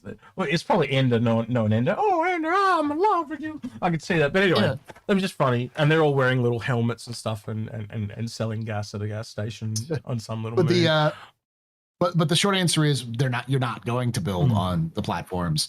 The long answer is you probably will build the platforms themselves eventually, but that's like 1.5, you know, kind of stuff. Kind of cool though. Right. Ian McIntosh says, oh, you beat me to it. That's all right. Yeah. I'll untick that one. Do you think that makes space for a new Drake light fighter? Yeah, I think it kind of does. I think he's talking about when you said it's gone medium. Yeah. It's a medium interceptor. Yeah, I think it does. Drake is one of those lines that CIG likes to make, and people love Drake style. So CIG will continue to make Drake ships for every single thing. We might end up with Drake being like RSI, where like every single category has a Drake ship in it somewhere. I would like them to go back to the original Wraith stylings of the Buccaneer too. I want them to get that Wraith to work. I don't know how they'll get it to work, but that was the biggest disappointment. I owned a Buccaneer when it was originally in concept, and then they brought it out and they moved the gun to the top. Instant melt. Just got rid of it because I was just like, that's not what I signed up for. So yeah. Anyway, I could see them doing that where they build it into the actual fuselage, so it's like it's actually built into the bottom of the ship rather than being a big gun at the bottom. So. Well, if you have the gun at the bottom and the gun kind of comes out and deploys, and you just have the landing gear comes out from the sides or out of the wings, it solves the entire problem. I just like I would have just had the legs come out of the bottom of each engine type of thing. But that's not what they did. They went the other way, and that's their prerogative. We'll see. Next question. I'll read this one. Yeah, go for it. When do you guys think we'll get an updated Cutlass with physicalized modules? And do you think they'll take the opportunity to make another variant? I think CIG will make a variant on Cutlasses whenever they want to, but I think it's probably not this next pass for engineering, but it's going to be shortly thereafter, because I'm sure CIG is waiting for bounty hunting. Once bounty hunting is in, when the blue is more relevant, they'll almost certainly go back and add the physicalized components for the black, the blue, and the red. Because for those who don't know, the blue and the red are the same ship. They're literally the same model, except for the cockpit. Except for the hull. The hull and the cockpit. Yeah. But the interior is the same size. Yeah. So as a result, the layout of the red and the blue can just be swapped for like components, and the black can have its own unique components. Almost a little bit like the Warden and the Hardbringer. Very similar type of thing to that, where one's got armor and the other doesn't. But you're absolutely right. Like, think about the engineering too. Like, you'd want to get the engineering all done, because if you come back and rework a ship and it doesn't work, then that's a second step they've got to do again. So I think they kind of want to get to the end and see where engineering's going to be. So, because I reckon there'll probably other changes that come out of that for other ships, like we mentioned today, like with the Aurora. I'm sure there's other changes possibly in the Cutlass itself that need to accommodate for where those components go, how they will work, the layout and stuff like that. And you can't just bang components in a ship, because then you get something like the MSR, where they're all in the wrong spot and they're all in one weird spot. You want them kind of spread out. You also want them to make logical sense. But also, if you're ever going to take an MSR right now, you would tack the shit out of that back left area with distortion weapons, and the whole ship goes to shit. And another thing to remember is that the interior of the blue is nice, but it's just set piece. It's not actually storage for prisoners. So that's eventually going to have to be like, they'll probably completely rip out that set piece and replace it with an actual functional rack for holding those cryopods. And when they do that, they're going to have to figure out where that track is going to be so that they can have it working properly. And if once they do that, it's going to be one of those situations where they're going to have to like work around the component bays for that. And also the bread, because the bread's done. It's also got a QED, and the black doesn't have a QED. I believe it's also possibly. I'd have to go check because Algared's the stats guy between the two of us. But it's the I probably believe it's got some extra components to deal with the pods, but also the QED. They're not exactly the same. They're very simple, a lot more similar than the red is to the other two. That's for sure. Yeah. But again, it's the same. It's the same hull, but yeah, there is some slight differences. And the other thing to point out is there are many ships that don't have battery slots, that don't have life support slots. What's the other one? The shield emitter thing that they noted in the Raelian. That's got to come in on them all again. Yeah. So there's like little things that even ships that are more modern, like say the Carrack, don't have a lot of these slots yet. So they have to kind of craft them out there. And I think CIG's in the point where like, do we just put all these things into a blue and then go, oh, we need to have a blade slot. Where are we going to do a blade slot? Now they have to go back and they have to find a place to put the blade slots and they have to model it in. So it's just waiting. The longer they can wait, as long as it functions, because again, as long as you can swap them out via the mobiGlas interface, that doesn't really matter. It's mostly for salvage that people get frustrated because they're just like, but I want to be able to get that cool thing that's inside that cutlass. It's like, I wonder if armor kicks the can down the road a little bit as well, because that too. Yeah, so maybe that might be just after engineering, and then they can start doing the reworks, and then every patch they add one or two more ships back in as they do them up. And maybe what you were saying about the Gladiator might be where I'd start too. In terms of if you're going to rework ships, start on light fighters that are mainly external. Yeah, makes a lot of sense. As soon as you go to something like a Cutlass where the components can go internal, this has got a lot more problems. There's a lot more things that can go complicated. Wrong. Yeah. So again, starting on the ships that need to be reworked with externals that are only externals. Like for example, the Ares is another one they could do. Yeah, if they wanted to go back because it's only external. That's how. And the Buccaneer. Yeah. The Buccaneer has slots, but I don't think it actually physicalizes those things. But you can actually see the locations where it's supposed to be. But it probably needs batteries and other things like that, life supports and blade slots that we don't have yet. So. Well, you would remember when they did the Terrapin, right? The Terrapin had all those shelves and stuff for components and stuff like that, but they had nothing in them. Yeah. And then you saw ships after that doing the same thing. But again, you still don't have any components in the Terrapin. That was meant to be the test bed for all this shit and it never eventuated. So yeah, we'll have to wait and see on some of those. All right, you did that one. So Project Gnome says, do you think the Vulcan has been pre-production because the Reclaimer is getting touch-ups on the Tycoon pack disappeared from the store while they were working on the Reclaimer? Do you think the Vulcan has begun production? I think we would have heard about it. No. No, I think it is. Okay. I think it is. I think it's one of those. Well, I don't think it's one they're not going to talk about because it is entirely tied to base building. Because the Vulcan is not just about like repairing, refueling, and rearming. It's also using drones. And unlike the Apollo, which also has a drone, it doesn't have any functionality without its drones.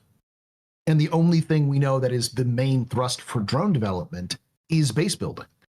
So until base building is in and they've tested the drone functionality there, that doesn't make a lot of sense. So they wouldn't talk about Vulcan because if they had the Vulcan in production and they're working on it and they go, yeah, we're working on the Vulcan, then people would go, drones, we're getting drones. And it's like, well, yeah, because that would be the point. But they could probably start the Vulcan, not really talk about it, and get it to a position to the point where they want it to go.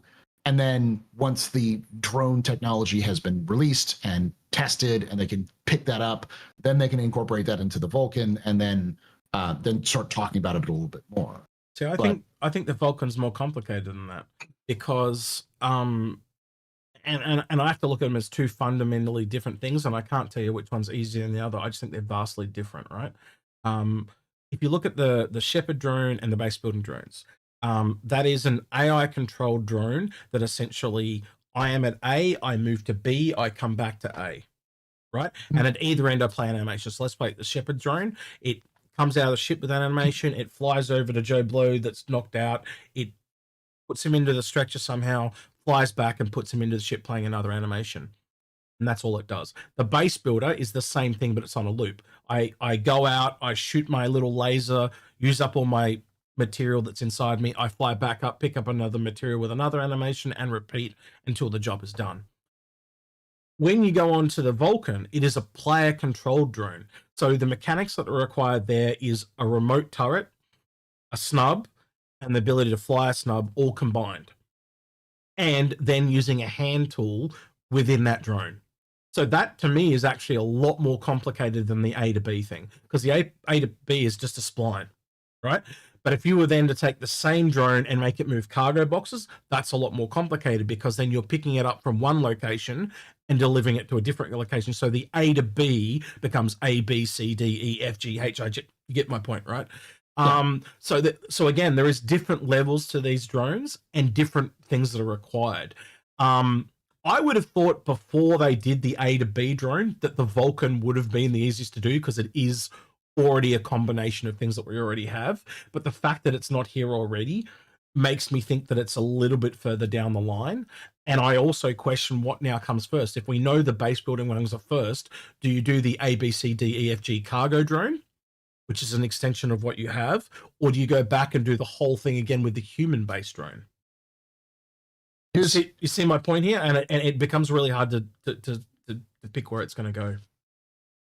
So I am going to robot maybe a little. I don't know if I am, but you're fine, because you were roboting there. So I just want to,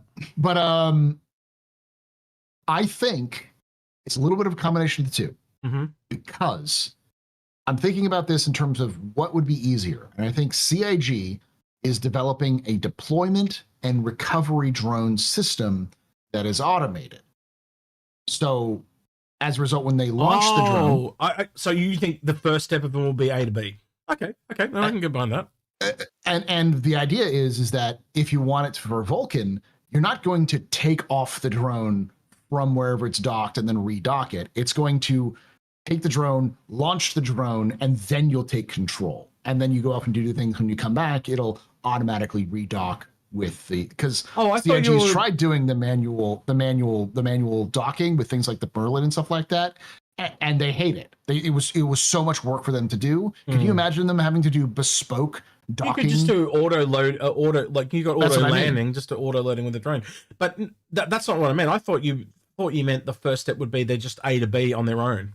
Just think about it. If you want to rearm a fighter, you just send it over, it plays an animation, rearms, and then flies back. I think they'll do that too. That might be the way they could do it. Yeah, okay, do it automated, and then that's like tier 0, and then tier 1, they put the human in it. And you can still do that. I'll give you that. You can still do the automated, but it'll just take longer and be less efficient and stuff like that. Whereas there's some mini game about the refueling and that kind of stuff correctly. Well, they did say you could have one, or it could be completely automated, and then the person who's doing the drone control is there mostly just to make sure that the mini game functions. Like, well, that's what it goes out there, lands, and then the like you do the fuel mini game, or you do the rearming mini game, or you do the repair mini game, and then it just goes back. So you're not flying it, but you're controlling the actual gameplay aspect. Well, that's what drones were originally meant to be. They were basically human level interactions, but one person could use multiple drones, and you'd essentially just tell it to do that action, and then move to the next drone and tell it to do that action. So it would be like one human doing the job of 5. Because you were just starting it to do the job, and then it was all automated. That's why it was a drone. But you had to get it to start doing that job for it to do it. Yeah, I can still see that too. Yeah. That's still also some integration where, like, you have your co-pilot whose job is to manage, ship 1A gets this, ship 1B gets this, and sort of becomes like a warehouse manager, or a truck dispatcher, where it's trying to coordinate the movements of the drones, whereas the pilot is focusing on things.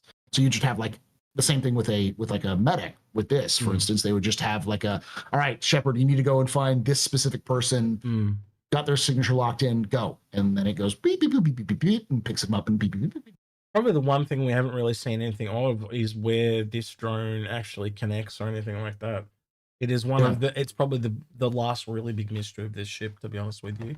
Everything else, look, you can kind of tell how the beds are going to work. Oh, obviously the tier 1 bed's something we haven't seen before, but let's be honest, is that really a mystery at this point? Where they explain that it's just in increased range and the severity of your injury. Well, we do know how they work.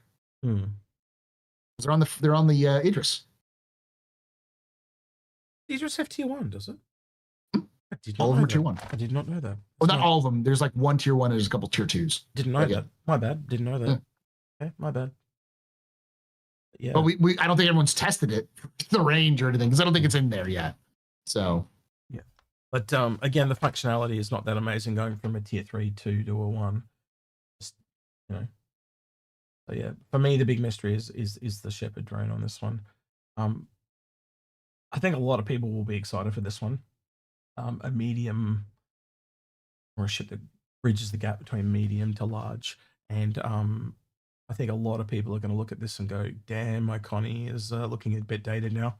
It kind of needs an overhaul. She and the Freelancer need the overhaul. And they both need the same thing, whereas like they need an internal rehaul. Because I think the external is fine for them, but just the internals. If you ever talk to Algared, look, you want to lose half your day, go talk to Algared about the Phoenix.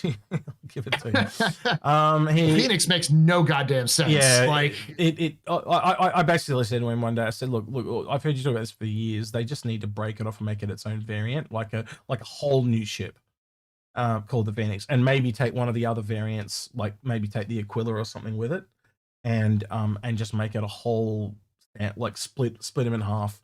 And just say it was like in law, make it some argument between Bill and Ted or whatever their names were, and excellent. It's new, and you. Sorry, I'm making this up as I go along. The problem would be that they'd have to completely redo them, and then they'd get a lot of people who are mad about it, and but I want my Connie, So, and I called it the Buccaneer treatment. You can keep you can either you can get one of the other Connies and maybe give them a bit of money back or something, like credits back, or you can move on to the new Phoenix, or make the Aquila and the Phoenix bigger. The new versions bigger, whatever, the RSI. Well, that's kind of what the Galaxy or whatever. It's kind of what the Galaxy is, though. It's the step up from the Connie. So it almost become a direct competitor to the Galaxy in a weird type of way. So it's just in a weird spot. It overpromised, and a lot of people hold people to promises, but there were a lot of things said in those lunchtime streams that they used to do back in the day.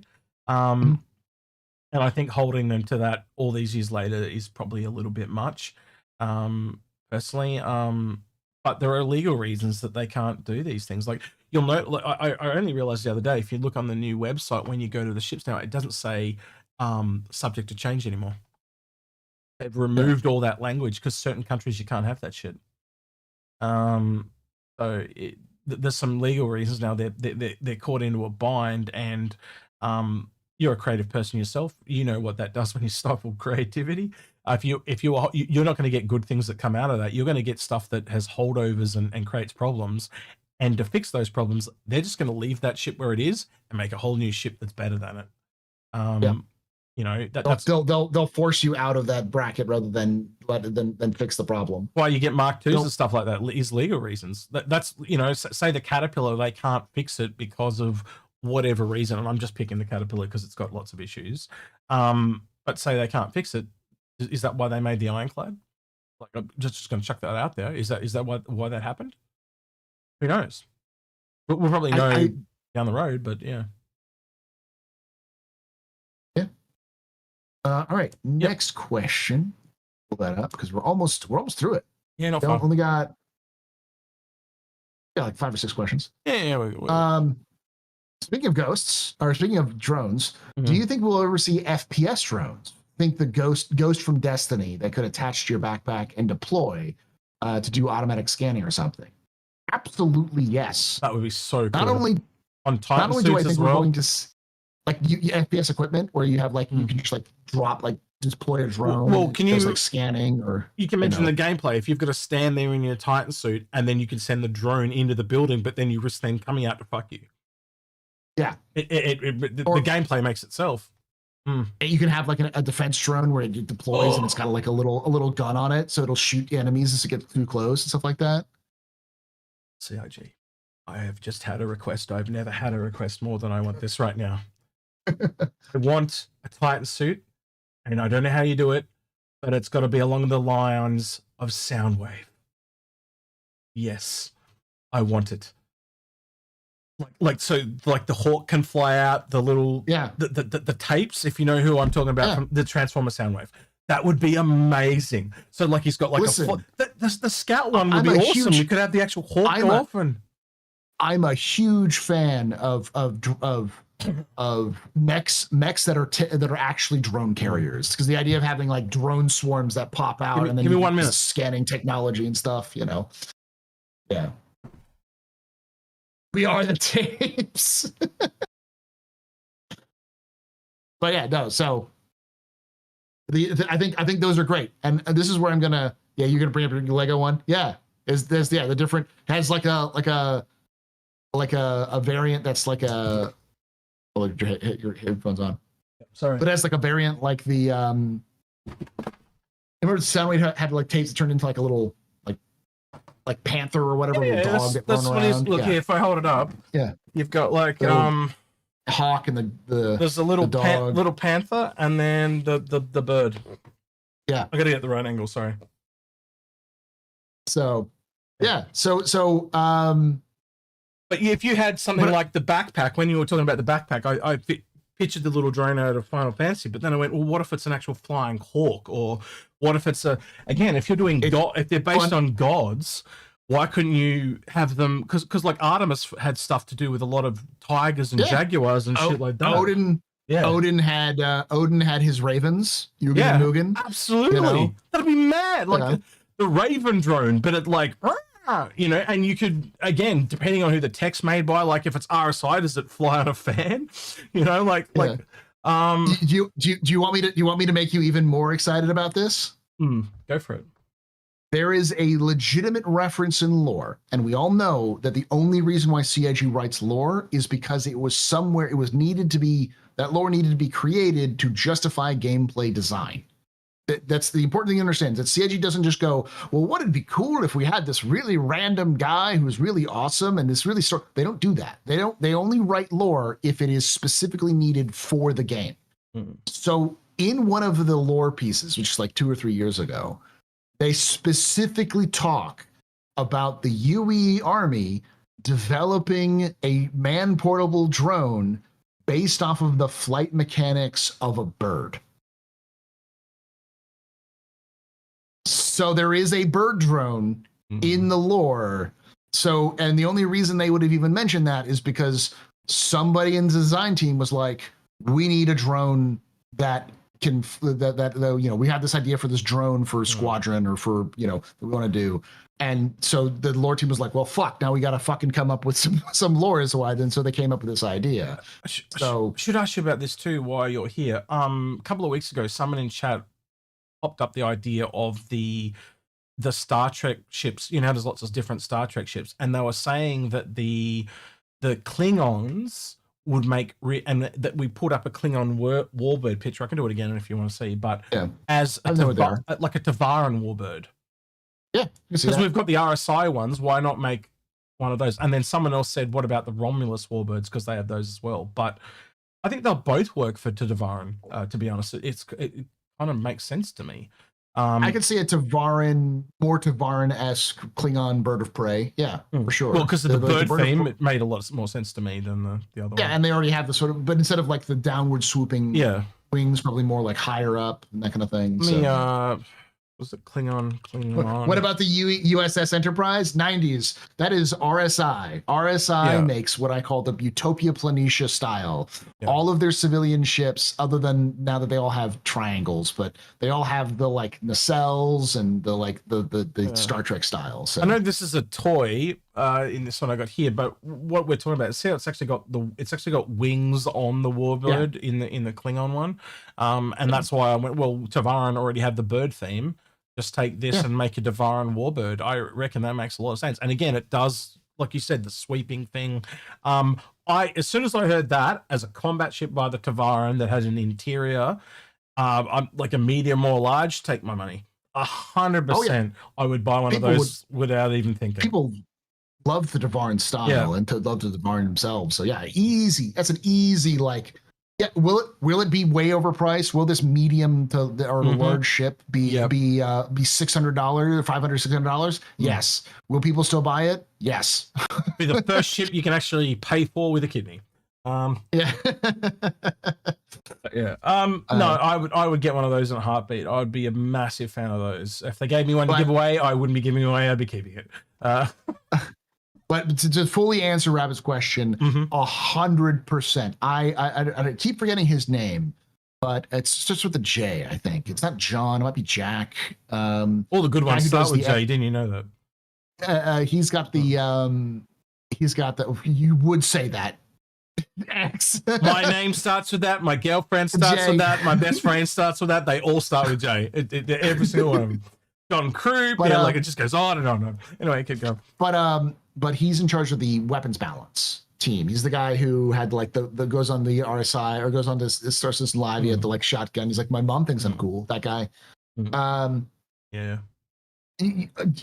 guarantee you that guy is good for like FPS drones or some sort of like drone tools. 100%.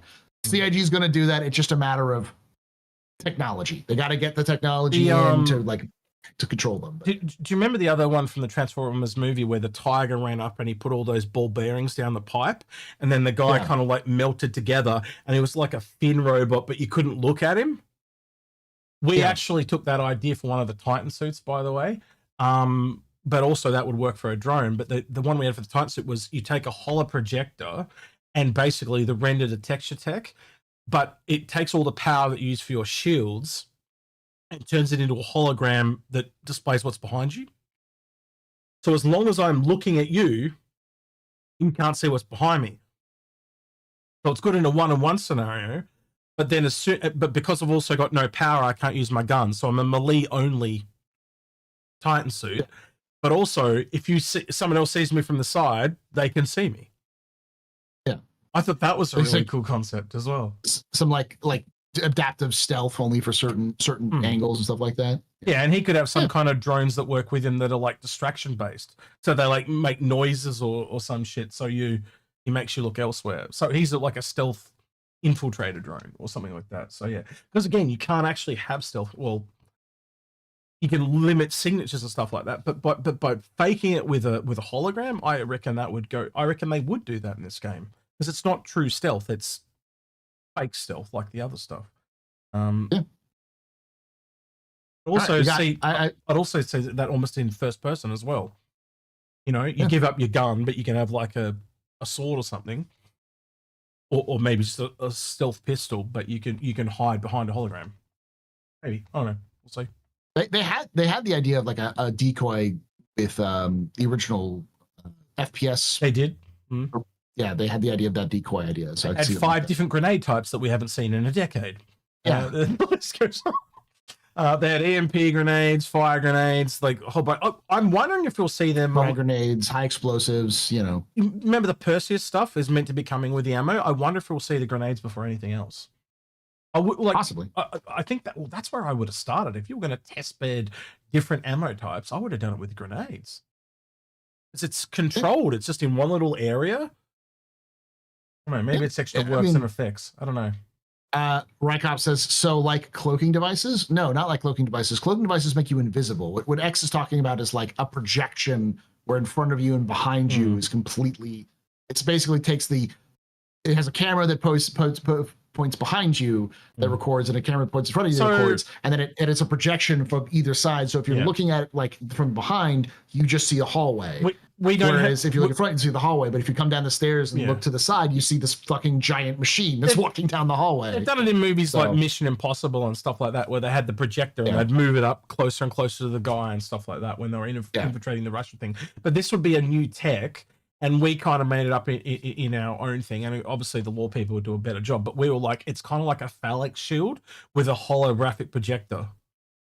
So you're pointing the phallic shield at the person, and you're projecting an image onto it, so they can. But what you're projecting is literally just what's behind you, and so basically it just hides you completely, and it does such a good job that they can't see you, and it's obviously very quiet and stuff like that. But you're giving up.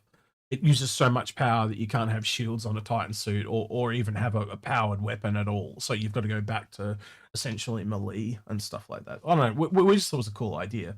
Having a mech with a massive sword or something like that sounded really cool to me. I am all for melee mech. All right, I am. That is my favorite style of mech. Is mech that gets up and close. Well, we had. All right, we have. I was just saying we have 1, 2, 3, 4. We have 5 questions left because we actually a lot of those were just like random, not actual questions. So yeah.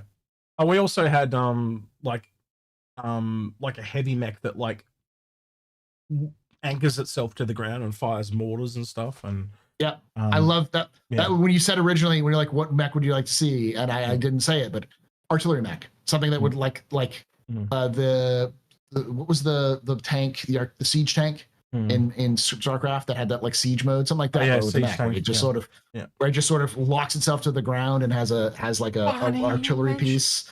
Funny you mentioned that. That only happened yesterday. I'm going to bring up something that I wasn't going to talk about, but I will bring it up. What the hell is the name of that thing? I got to open Steam to remember what it's called.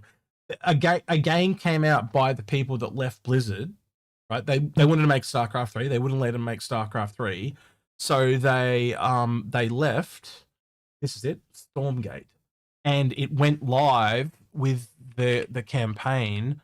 And so this is their first game. So you know what it's like making your first game, being a Star Citizen person. They've had some trouble, but they went back and they reworked the entire campaign, and I think it's like 35 Australian dollars or something like that. I don't know what that is in freedom units. So probably like $20 or $25. 36.50. Yeah, so it's probably 30 to 25 American, but you can basically buy the campaign and play through it, and it is very much like StarCraft 3. And they even put a thing like the siege tank back in there. But yeah, if you're a StarCraft fan, that's the only reason I'm showing you that. But I did like their campaign. I think they've done quite well. But you know, I don't know. Are you an RTS player? It's kind of been a dying genre, but there's a whole bunch of them coming back. I am. So my secret is for strategy and for RTS is that I love. My first game, the first computer game that I ever played was Civilization 2. Yep. The second video game I ever played was Warcraft 2 on DOS. So those are the two games that I started. So I love RTS and turn-based strategy games. I am awful at them, but I love them. Yeah. Well, it's the same for me, but again, that's got the PvP and all that. The other one that came out this year was this one, which was Tempest Rising, and that was made by people that worked on the original Command & Conquer, believe it or not. Yeah. So some of the old guard are coming back to do stuff because they just hate the way things have gone, and I think that's pretty funny. They're coming back and going. Like people are telling this shit is dead, but like there's massive number of RTSs coming out this year. It's crazy, and they have some really interesting art styles too. Like there's people that have gone back and done pixel art. There's people that have done cartooning ones. There's a really interesting one that's kind of like done in a Russian style. It's like a future punk Russian, like Frostpunk, a little bit like that, but more Russian based. So yeah. I don't know. Sorry, I know I went down a tangent. Nice tangent. But it is sometimes good to get outside our own genre for every once in a while. So yeah, but they're just some of the ones I've been enjoying. we know Chris is anyways, so it's like, you know, the old joke of we all think that it's CIG whenever Chris is like, so I was playing this game, and everyone in CIG's office goes, oh God, no. Well, I bet you is playing Battlefield 6 this weekend because that's out as well. So yeah. But I mean, it's also 100%. It's not, for those of you who don't know, it's not just Chris. It's the entirety of CIG staff plays the game and they go, it'd be really cool if we took inspiration from this game. Yeah. And well, it's usually Chris, the team, who goes, no, we need to focus. You see it already, don't you? Like, there's so many influences already, little Easter eggs, and even the Krueger ships, like within the Naboo today, like that they all, you can see all the inspirations are just flying in from every which direction. All right, next question comes from Rykop, who asks, out of all the announced game systems, engineering, repair, crafting, base building, scanning, hacking, dynamic economy, which do you think will be in 1.0? I think all of them. I think, yeah, I hope it's all of them. I'm going to die on the hill of scanning, though. I think that is the most it's going to carry the most weight. There are. Go ahead. I'll say there are three major ones. There's scanning, engineering, and Maelstrom. Those are the three that are the most important. And then after that is the new quantum like travel system. That's not as important because it's like, even if you just had these and you had the current quantum travel system, it would work. But those three, engineering, scanning, and Maelstrom, are the fundamental way that every ship functions. Not just ship, bases, your armor, everything. All of them are based off of that. So those are the three fundamental. We have server meshing, and now we have to they have to finish the basic fundamentals of gameplay. Yeah, I agree. Those are it. Yeah. It's breakfast time. He's mad. Right. No. Doesn't want to sit up there. All right. Fine. Where are you going?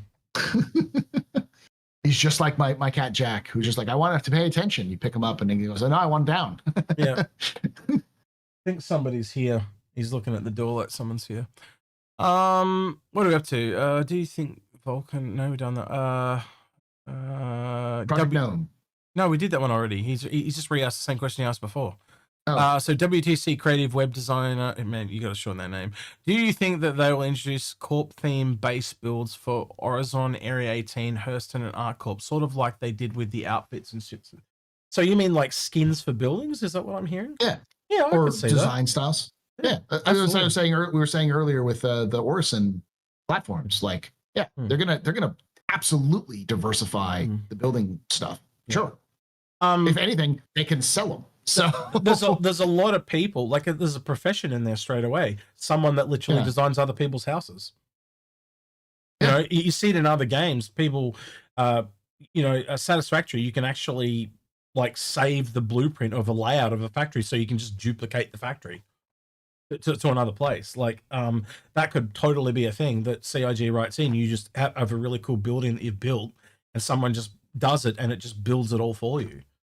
The blueprint. So there's a profession, designing a house by the world famous Astropub's bar and make it yourself. You can execute Slaughterhouse, Algared's chicken fried Tavarin Slaughterhouse, or whatever. They make it themselves. But also going along the lines of the corporations, that makes sense as well, because it's got brand recognition, loyalty, all that type of thing, and it's something else you can grind and earn progression. Okay. Yeah.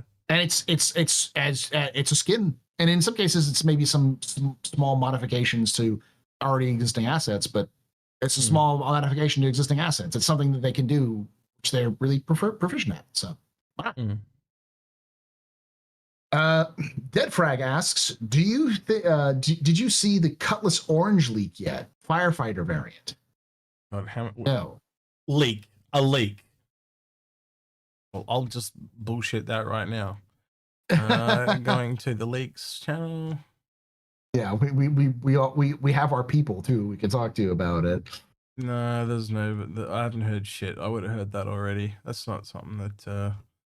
It's like up there with going. If you heard about the Cutlass Purple. Yeah.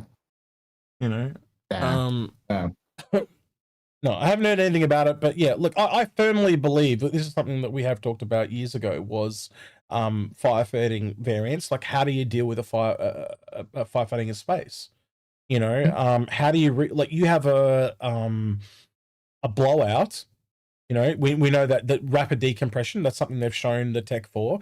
How do you solve that? A ship that just flies up and shoots all this foam in? Does it somehow seal? Do you know what I mean? I'm trying to say, Paul? Yeah. Like I can see a need for that at a port, like an emergency. Or how do you have a rescue ship that just, you know, like there's people trapped in rooms, but the ship, everything except that corridor, the corridors are sealed. How do you solve that? Well, you have something that can seal the hole so they can get out. Yeah, like a temporary airlock of some kind, something like that. Yeah, and those sorts of things are things that I can see CIG doing once they have the base systems. Yeah, it's further down the line. Yeah, yeah. But yeah, it looks like the other questions were not, because the other one was the question is how you control the drones, and we were talking about drones. And the last one I think is interesting. Question: did CR invent Space Sim with Wing Commander? No. No, I'd say it would have been ED, yeah. It was Elite. Yeah. It was Frontier Elite. The first Frontier Elite game released in, I think, 1984. Yeah. And it was vector graphics. It's very, very weird looking compared to today. Oh, if you want to play that card, technically it was Space Invaders. No. Well, no, if you want to play card, I'm kidding. The first real video game was a space game. Yeah. Well, it was called Space. Really? No, Space War. MIT took an old like a radar screen type interface, and they punch card coded. I think it was punch card. It was like old style coding. They coded a multiplayer game where different people could participate, and they were fighting each other in little triangles. They would try to shoot at each other as they moved along the map. Look it up. It's pretty cool. It's like it was just a bunch of MIT nerds messing around, but it ended up being the first video game, and it's a space game. So it's basically Asteroids, but multiplayer. Well, thank you for joining me, Paul. It was really good having you here. I think this is only the second, maybe third one of these you and I have done, because usually filling for Algared. Paul, to be fair, chat, the reason why is because when this starts, I'm literally at school. Yeah. Yeah, I'm at work, so I usually don't get home from work for another 30 minutes after they started. I'm not going to hold you to the flame right now, but I have asked Paul to take over me before I go to the Philippines for 2 weeks, so you might be having Paul back in October for 2 weeks while I'm gone. But he'll probably be joined for Algared for that one. Now, is there anyone, do you think we should raid on the Twitch, Paul, that you know? On the Twitch side. Is there anyone that you know? I tend to raid people that I know. I'll look through Star Citizen. Sin is great. She's newer to she was at Quantum Vega. She's newer to Sin, so she's a great one. Let's find Sinful Strife. Sinful. Oh, she changed her name. I know who Sin is. She had a different name. Oh, I've rated her before, believe it or not. Back when she had her other name, and when I saw her Sinful Strife, I was like, "Who the hell is that? That's not her. I know her by another name. She's got a different face and everything." She intentionally changed the name. I remember hearing that. So yeah. I can't. Wait. I'll just search for it. Sinful Strife. SINFUL.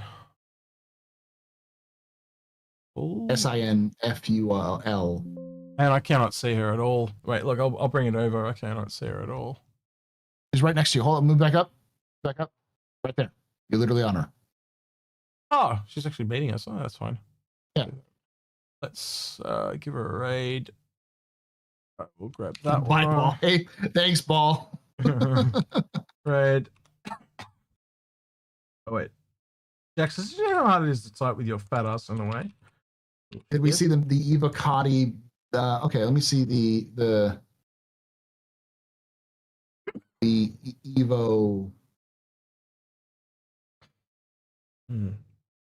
All right, we're about to get the raid is ready to go. You're on a timer, Paul. Are you right to go? Right to go? Okay.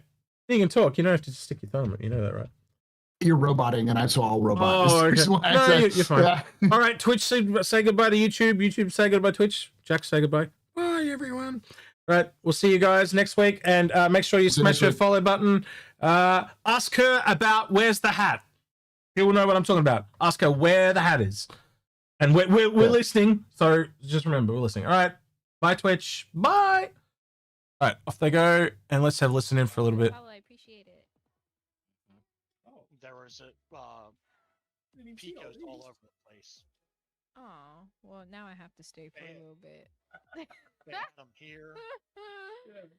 Oh All my 4 of these goodness. stores. All right, hold on. My raid message is broken. It's broken. Hold on. Let me fix it. Let me fix it. Give me a second. This is embarrassing. I don't know why. Hashtag I professional. embarrass me like this. Yeah. Pretend this says Inforunners. Just pretend. You use your brain. Use your imagination. She's actually got a green screen. Last time I watched, she was like in her room. It was like all pink and stuff. So she's definitely up to her setup. Thank you so much for the follow. Oh my goodness gracious. No, she was at Summer Vegas. Yeah, she was, but no one asked her about the hat. Right. Oh my goodness. Why did it say I just followed? Oh, I chose the wrong. Oh my gosh. This is embarrassing. I promise I'm not this time. Where is the hat? Is it going to work now?